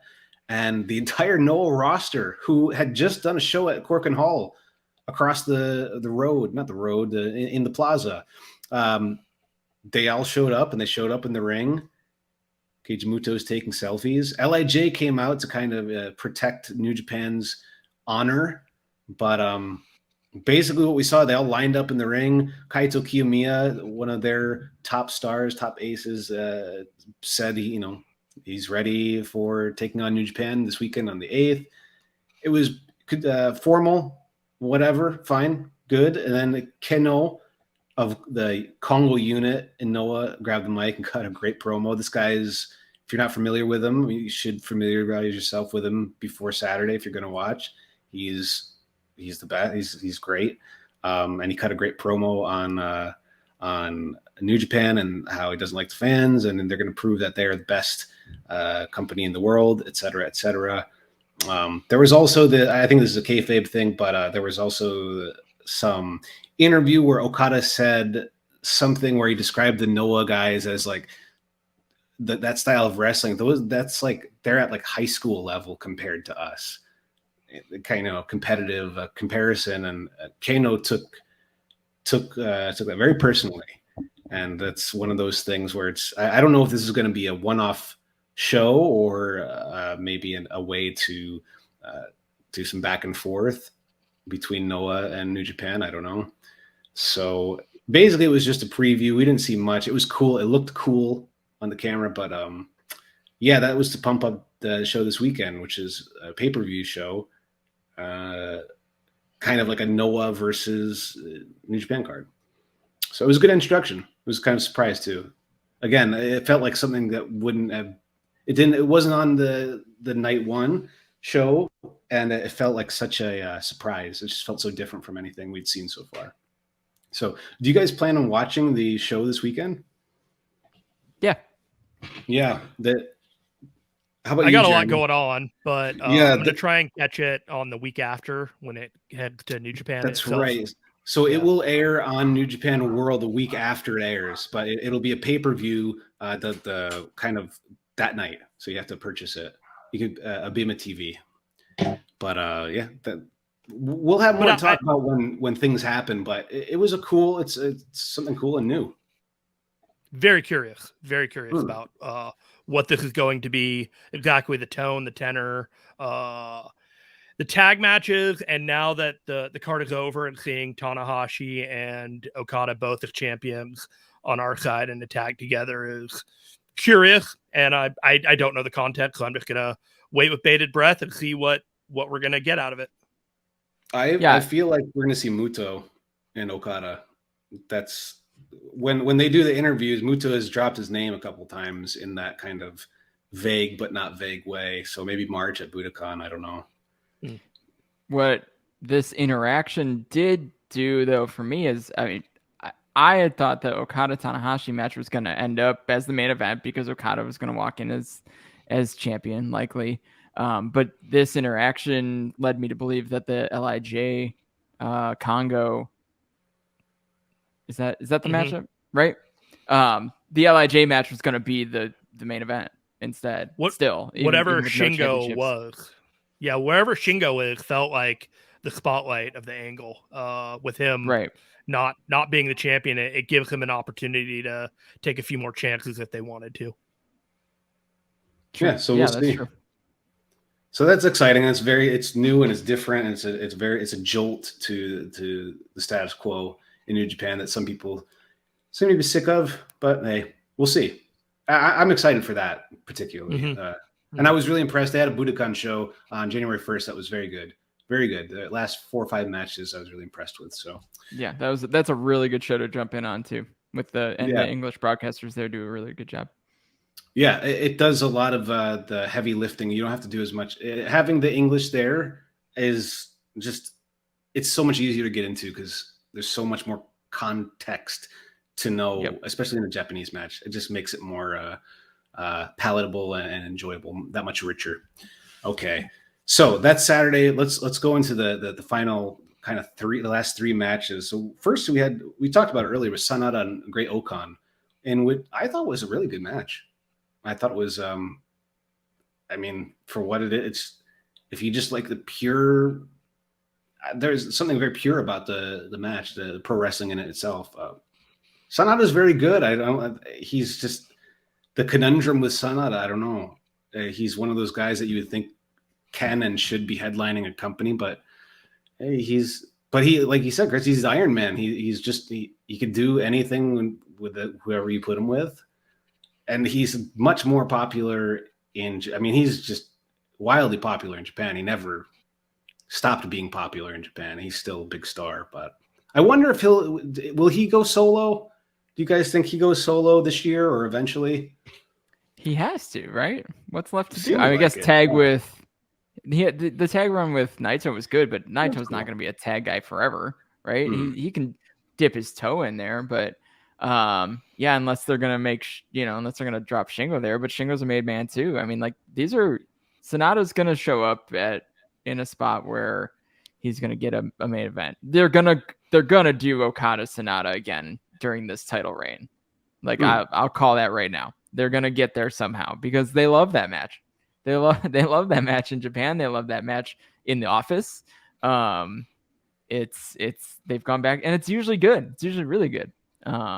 people hand wave at Sonata, and nobody remembers that Sonata's the guy that came out at the end of Wrestle Kingdom last year because where did it go? It didn't really go anywhere. It went to one match that was I don't know, less than memorable, right?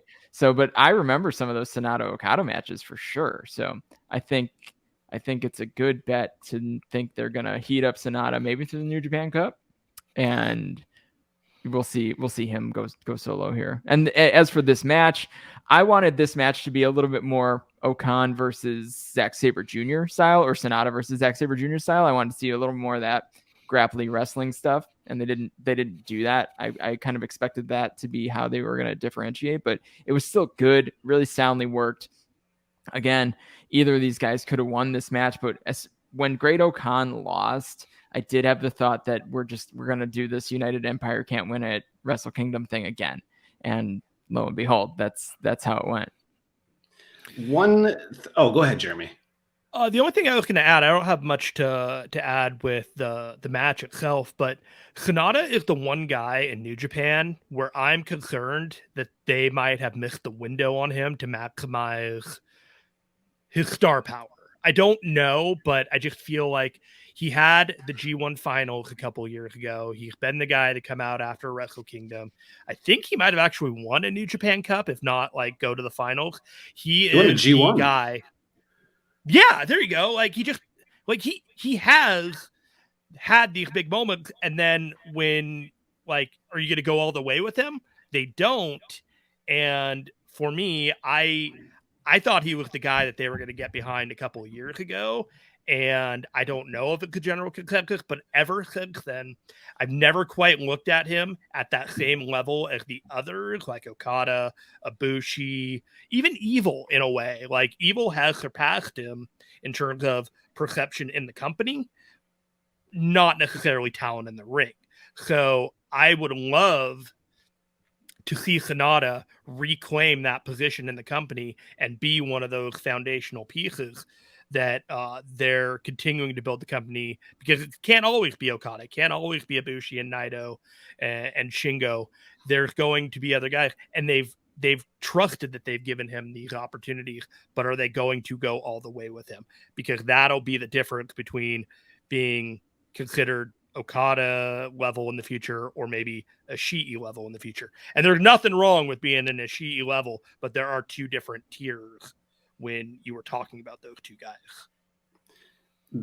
Before we move on, the one thing I would do with Sonata, I feel like you get rid of not get rid of LIJ, but get him out of LIJ. And we were just talking about Noah before. Why don't you have, if you're going to do anything, because he's not the most charismatic guy in the world, why don't you have him be the one who turns on LIJ and goes with Noah, because Keiji Muto was his trainer, and maybe that's where he can go and stay and kind of recharge as a singles without any of what he does interfering with anybody else in New Japan's programs.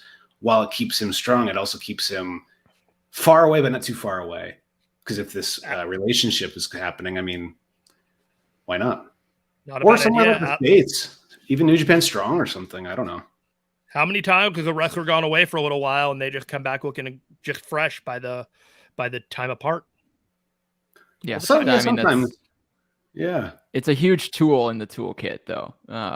If we're going to see more of this kind of cross-pollination, right? Like that would be a great use case to keep the relationship with Noah open, and then you probably get something back too, right? Somebody shows up and does something interesting on the New Japan side of things, on the New Japan cards. And we've seen a lot of that in the States. We've seen a little bit of that in Japan with Aita showing up in Noah and some of the little bit of Dragon Gate crossover. So we saw some Noah action before they had this cyber agent ownership. It wasn't legit in the G1. Yeah. And there was also a 2016, I think Nakajima was in G1. But it was a different situation. Noah didn't come off looking. It was kind of like ECW WWE invasion angle. It had a couple cool moments, and then that was when Suzuki Gun was spending time in Noah too, right?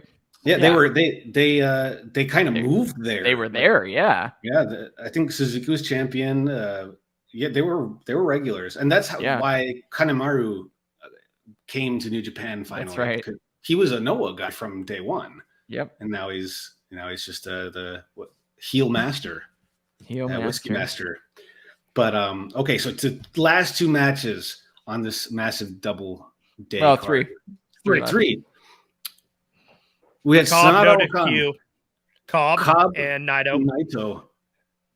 Then we got the no DQ, and then we got the main event. event. The no DQ. I forgot the no DQ. Then there's less because that's such a different kind of match. It's almost like it wasn't a New Japan match. Cobb and Naito was probably as you'd expect. Great. It was awesome. And it was good to see Naito back in full health too, because he's a guy who I felt like he dipped out for the fall period because of the injury. He got hurt and then he was in World Tag League, which is often missed by many, which is okay. I love World Tag League, so I'll put it over all day. But this match was good, but Cobb looked really good too. Like even though if you see the result, you think like, oh, okay, Naito won. Cobb looked like the monster. I mean, he looked awesome. I think everyone on this little panel loves Cobb for whatever reason. Like he's got a lot to offer. He's a really good pro wrestler. I love that he's been featured in singles matches at Wrestle Kingdom the past 2 years. And this one, even though it came together really fast, and it didn't really have a lot of reasoning as to why these guys didn't it doesn't go back to Naito's injury or whatever it may be. But this Cobb looked really good, even though he took the loss. Yeah,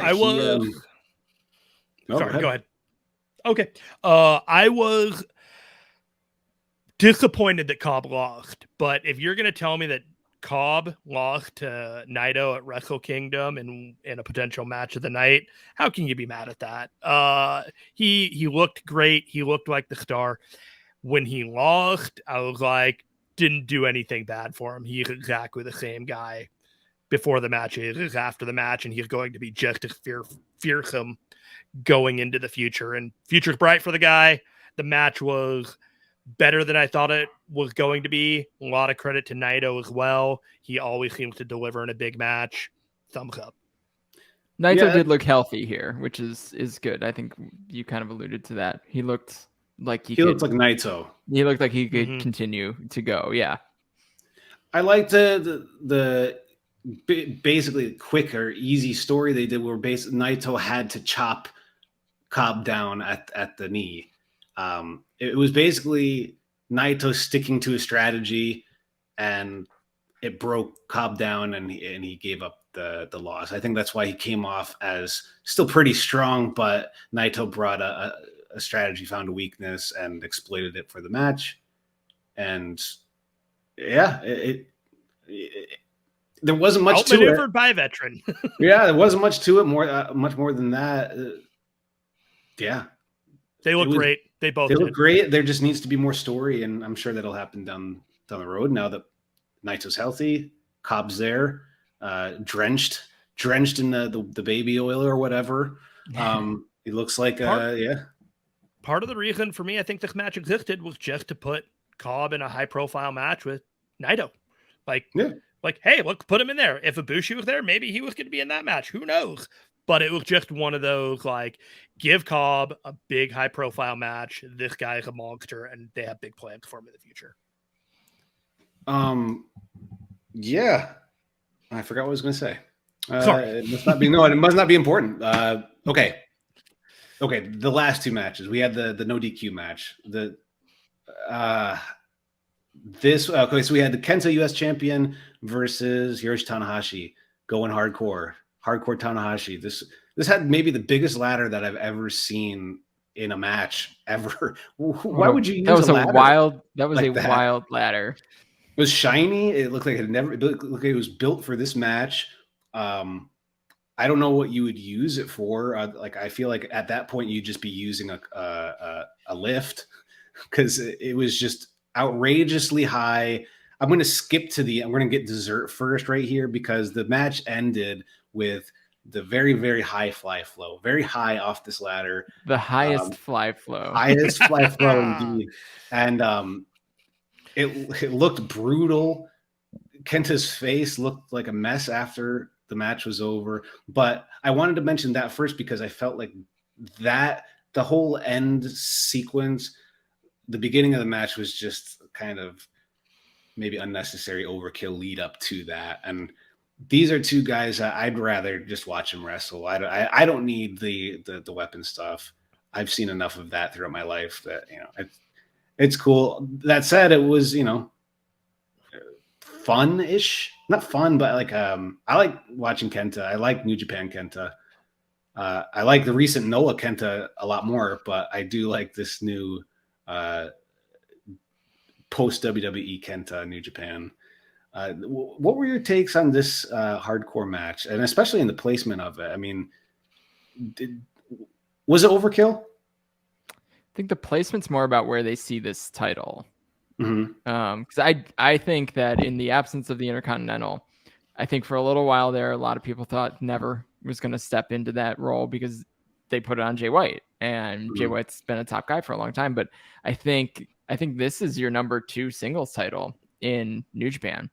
And that goes back to what I think they've wanted it to be since Kenny Omega won it. And it was placed in the first Jericho match. And then you put it on Tanahashi now twice.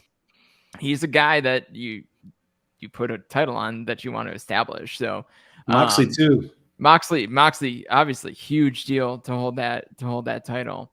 And the story is I think they're treading water a little bit to get back to Tanahashi Moxley, because that's the match. Mm-hmm. And there was a little bit of that at the Resurgence, wasn't there? Like a little back and forth. There was. So when Tanahashi won the match, Moxley was sitting at ringside. Right.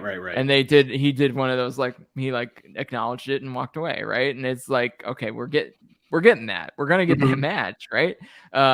So I do think they're treading water a little bit. Maybe bouncing it back to Tanahashi means they know something, but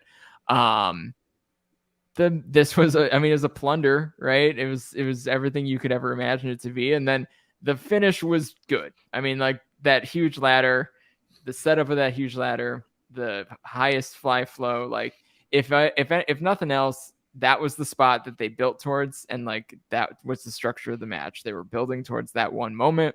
The moment happened. It wasn't a near fall. It was the actual finish, which is good. Like, you don't take a high fly flow off of a 15-20 foot ladder. It'd be like 20 feet. It was maybe 20 feet tall. It was he didn't skimp on the high fly flow. He did the extension and everything. It was it was good. I mean, like, for all things considered, that was a really good finish. Kenta's bleeding buckets all over the place. It's all over the table. Tanahashi in his post match said he didn't feel good about anything, but he feels like a champion, which is, that's what he was trying to accomplish. So of course he goes back to, Tanahashi mode, and but now he can carry the US title, which I think is cool. They did tease in the post match comments Tanahashi versus Sonata. So like we were kind of talking about, Sonata's going to start to get involved in some single stuff.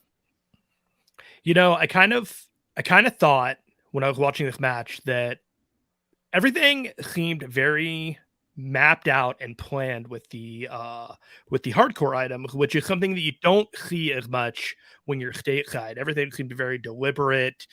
They had it mapped out. They knew what they were doing. They grabbed the chairs. It didn't seem like they were going on the fly with this, and I think it made for a better match.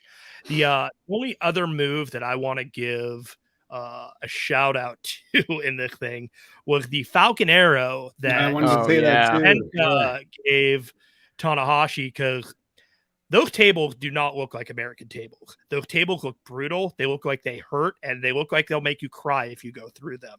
So the fact that both of those guys took incredibly high velocity, high power moves through those tables, you got to give it up to them, because they put their bodies out there for this one. Yeah, Falcon Arrow isn't a move that you usually do off the top rope through a table. No. This had some moments. This match had moments for sure. Just one of the wildest Tanahashi matches I've ever seen. I was saying earlier, I haven't seen every Tanahashi match that's ever been out there, but this has got to be up there as one of the craziest ones, and I don't mean to use that word any other way than just it was crazy. Yeah, and especially for it's not what Tanahashi usually does, and seems like a type that wants to prove that he can do any style of match. And he got, he checked that box. He did his plunder match.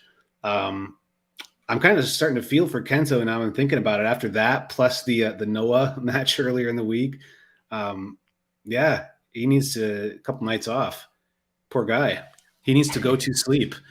Put his bump card in the fridge and let it ice up for a little bit. Yeah, his eye was busted open or something. So yeah, we'll big ups to Kenta. We'll see more of him next year, I'm sure. But I love how he's developed since coming to New Japan. He's so different than he was, and I like watching how he grows and seeing what he does. And I couldn't have predicted any of where he's at. Although I got to say, I do miss his relationship with Yoshihashi's Bo last year. That was one of my favorite. Or the God, what was that? Was it the first G1 he was in, or maybe the second G1 that he had this like ongoing story with the post-match camera? Oh, that was the second one. That was really good too. It was very very meta for pro wrestling. Yeah. Yes. Japanese or otherwise, it was he's what an artist. And took a treasure. All right, let's do the grand finale, which did feel like the grand freaking finale. We had Ospreay and Okada. They've torn houses down before. The G1 match they had 2 years ago at Korakuen was like watching an action movie. Both wrestlers were, when we say top of your game, like these two were trying. They were trying to do everything that they did in the ring. They tried to do it the best that they could. It felt like everything was 110%. Ospreay, talk about heights. Ospreay did a moonsault off the damn what was it? The lighting fixture. Yeah, the truss.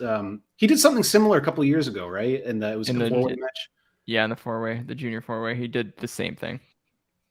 Yeah, I mean, I don't know about you guys, but this is pretty undeniably the match of the week, and could be match of the year. I don't know. I need to rewatch because we get a little delirious at 4-ish in the morning or how whatever time it is. But yeah, this was next level. And I've never seen Okada work like he was really working the pace of Ospreay. He was working Ospreay's pace for sure, which I always find interesting about Okada because he can really adapt and not in a forced way. He really can get into the other person's mindset or their style set. Yeah, this was fast paced. This was even fast paced for an Okada match, I felt like. And it was still over 30 minutes, I believe. So yeah, it was 32 something.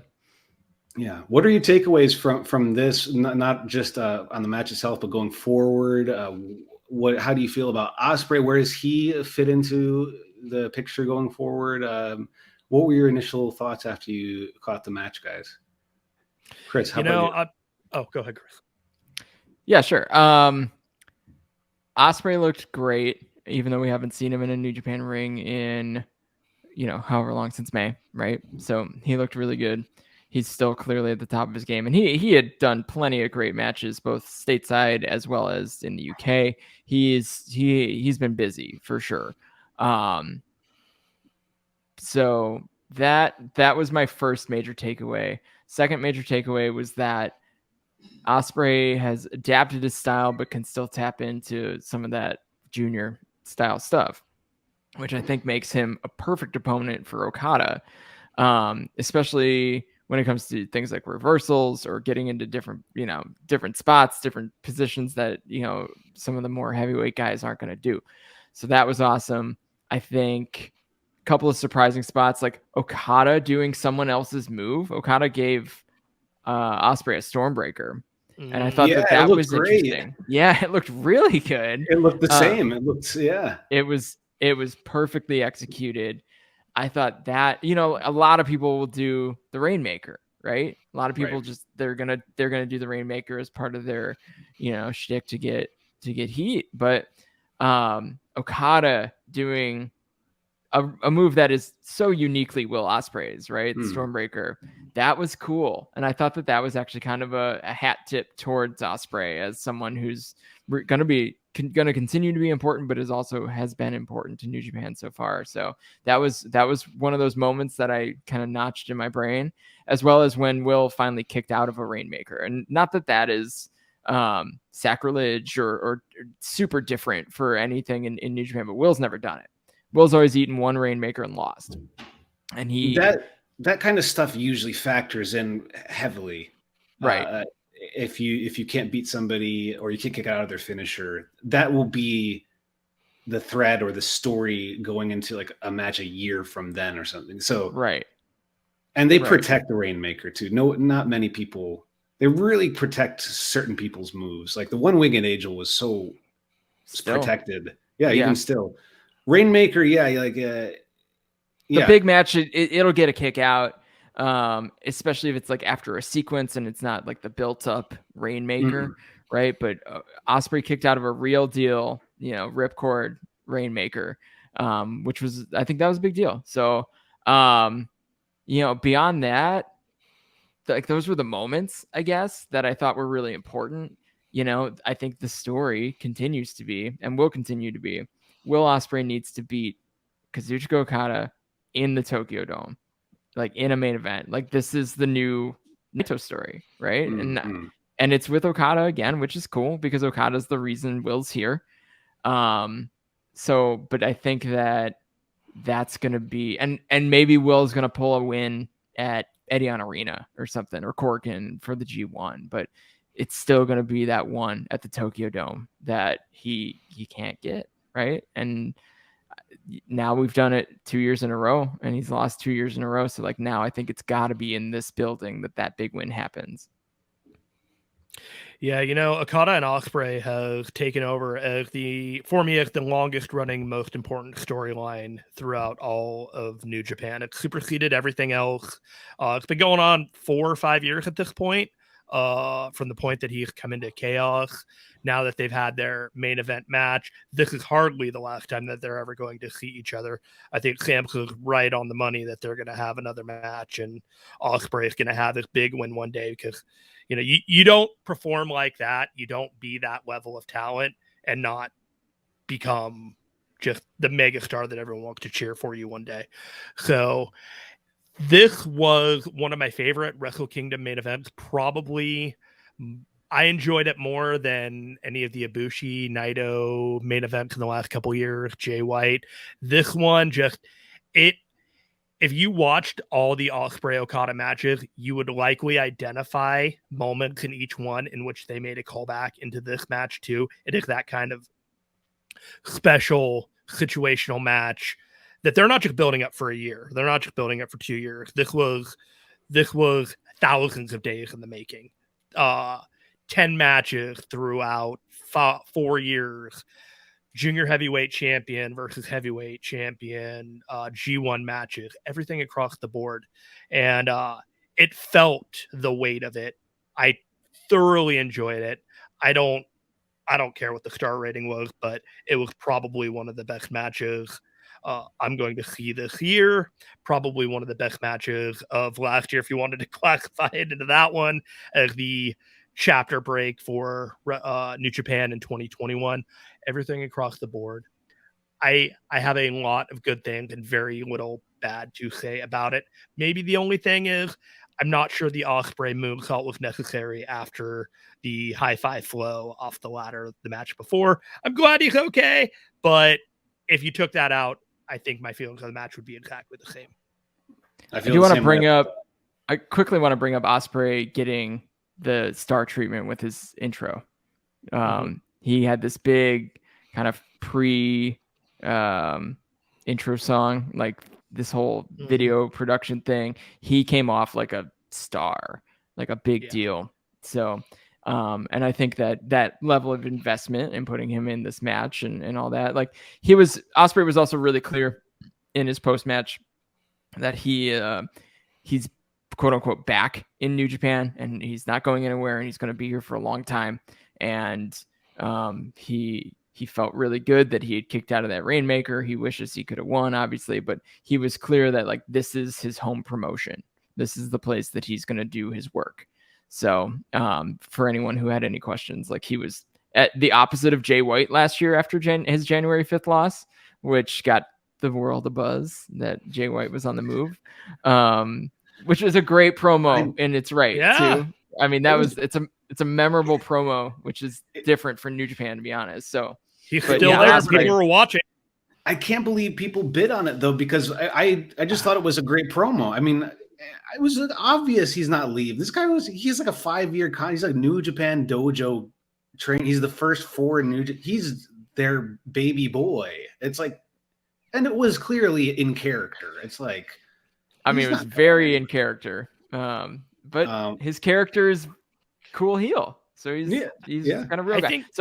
But Will was the opposite. He was like he was humbled, I guess, maybe a little bit. So, and I think maybe that's a wrinkle to add to the United Empire dynamic too, where you've got a couple guys who are not humble, even in loss, in Great O'Khan and Jeff Cobb. And then you've got Will, who maybe is, at least going to toe that line a little bit more, which could be a fun wrinkle.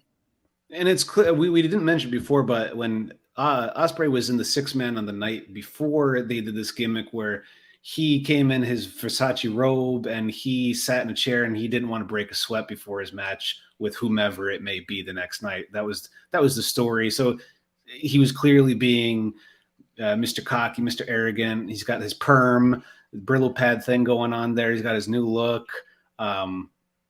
He main event heel, but like Chris said, I think this might be a story, like a seed of some, like his slow transformation from whoever this character Will Ospreay is now, cocky, arrogant heel, to wherever the plan is with him in the future. Well, when Ospreay gets that win over Okada in the Tokyo Dome, it's going to happen, right? All things, if everything stays the same as it is right now, he's going to get that win. If people don't want him to get that win, it's meaningless, right? So eventually you got to get to the point where people are itching for that Ospreay win over Okada. So you got to plant those seeds as you go, even if he reverts right back to it, even if just in this post-match he's got a little bit of humility, then you can always go back to that the way that they always do. The thing about Ospreay is you may not like him, but you're always going to have to respect him. And I think people should also realize how popular he is in Japan, like with Japanese crowds. He's loved. I mean, he has the look. He does things that nobody can do. I mean, he's pretty, as far as a wrestler, you can't not say wow to all the stuff that he does. It's insane. He's insane. I think he's going to be the thing what happened earlier this year, I don't know the whole deal because it was a weird situation. It wasn't, he got hurt and there was the travel situation and it was funky and he was out and he traveled around the world. Right? He wrestled in England. He wrestled in the States a little bit, but it felt real life kind of impacted the flow of the 2021 New Japan year for sure. And so now that there's no Olympics this year, give me a summer G1. They didn't announce anything last night for G1. Nothing past Dominion, right? No, and they usually do. They do, and they're going to come back to the Fukuoka Dome. That's a big deal. But that's cool. They usually say they're going to do like they lay out the calendar. Yeah, but they didn't. So we'll see. So I wonder if they may be waiting on buildings and building sizes based on pandemic stuff. Right. So, but I was, when they started to do the calendar announcements, I was like, just tell me when the G1 starts. Because if it's in whatever, July, then we're a go, October is tough. Yeah. Because you need that time to build the story to January, and it felt rushed both times. I mean, you do what you do, but hopefully it's a little more normalcy when it comes. It's a lot easier to wake up at 4 a.m. for me too. all summer as opposed to the fall. Right. Like it's huge. Right. It makes a huge difference in my life, and I need them to accommodate that for me. I mean that's the show. We just hit over 2 hours. Is there anything that we didn't hit? I think this is a very extensive and thorough and great recap, and I don't feel like I need to watch any Wrestle Kingdom for the rest of the week. Although I might rewatch the Ospreay Okada match because there were just some spots in it that I was I was a little drowsy, but like he caught Okada midair in a Liger bomb. Do you remember that? Yes. He caught him like out of a drop kick almost. He caught him mid drop kick and power bombed him, and it looked like a damn video game. Like just and I got that's something I might revisit. But yeah, there's the Noah versus New Japan show coming up this week, and it'll be on New Japan World within 2 weeks, a week after it airs. But all right, before we wrap up, let's share our contacts. So sportofprowrestling.com, Chris. Where can people find you on Twitter? Yeah, Twitter is at the Chris Samsa. There you will find me dropping random miscellaneous knowledge bombs and rarely my opinion. So I like to keep I like to keep the Twitter opinion clean, and I bring the opinions to these types of things. So I'm strictly facts on the Twitterverse, which keeps me out of a lot of trouble. Really appreciates that. They don't seem upset by it. Yeah. So low key on the Twitter. And Jeremy, where can we find you on Twitter? You can find me at Jeremy Finestone. You will find less knowledge bombs from me there and more opinion pieces filling in the gap where Samsa is focusing otherwise, because my hot takes are usually either hot or tepid, but never lukewarm. And I'm at Justin M. Knipper, Knipper on Twitter. I'm just posting some bullshit. Posting supporting the fight game stuff, and it's over now, but Jeremy and Chris helped out with the previews. Chris contributed some preview words for us. If you want to check out fightgamemedia.com, and also that's there, and also we have the Fight Game Media Network Plus on Patreon. So go to patreon.com/fightgamemedia for all kinds of cool, super awesome Patreon podcasts and other goodies, and an archive of last year's awesome stuff. I'm saying awesome too much. I'm tired. All right. This podcast was awesome. That's right. Yes. Awesome. Highest tension. Nice. I'm Justin. We'll see you guys next time. Thanks, YouTube.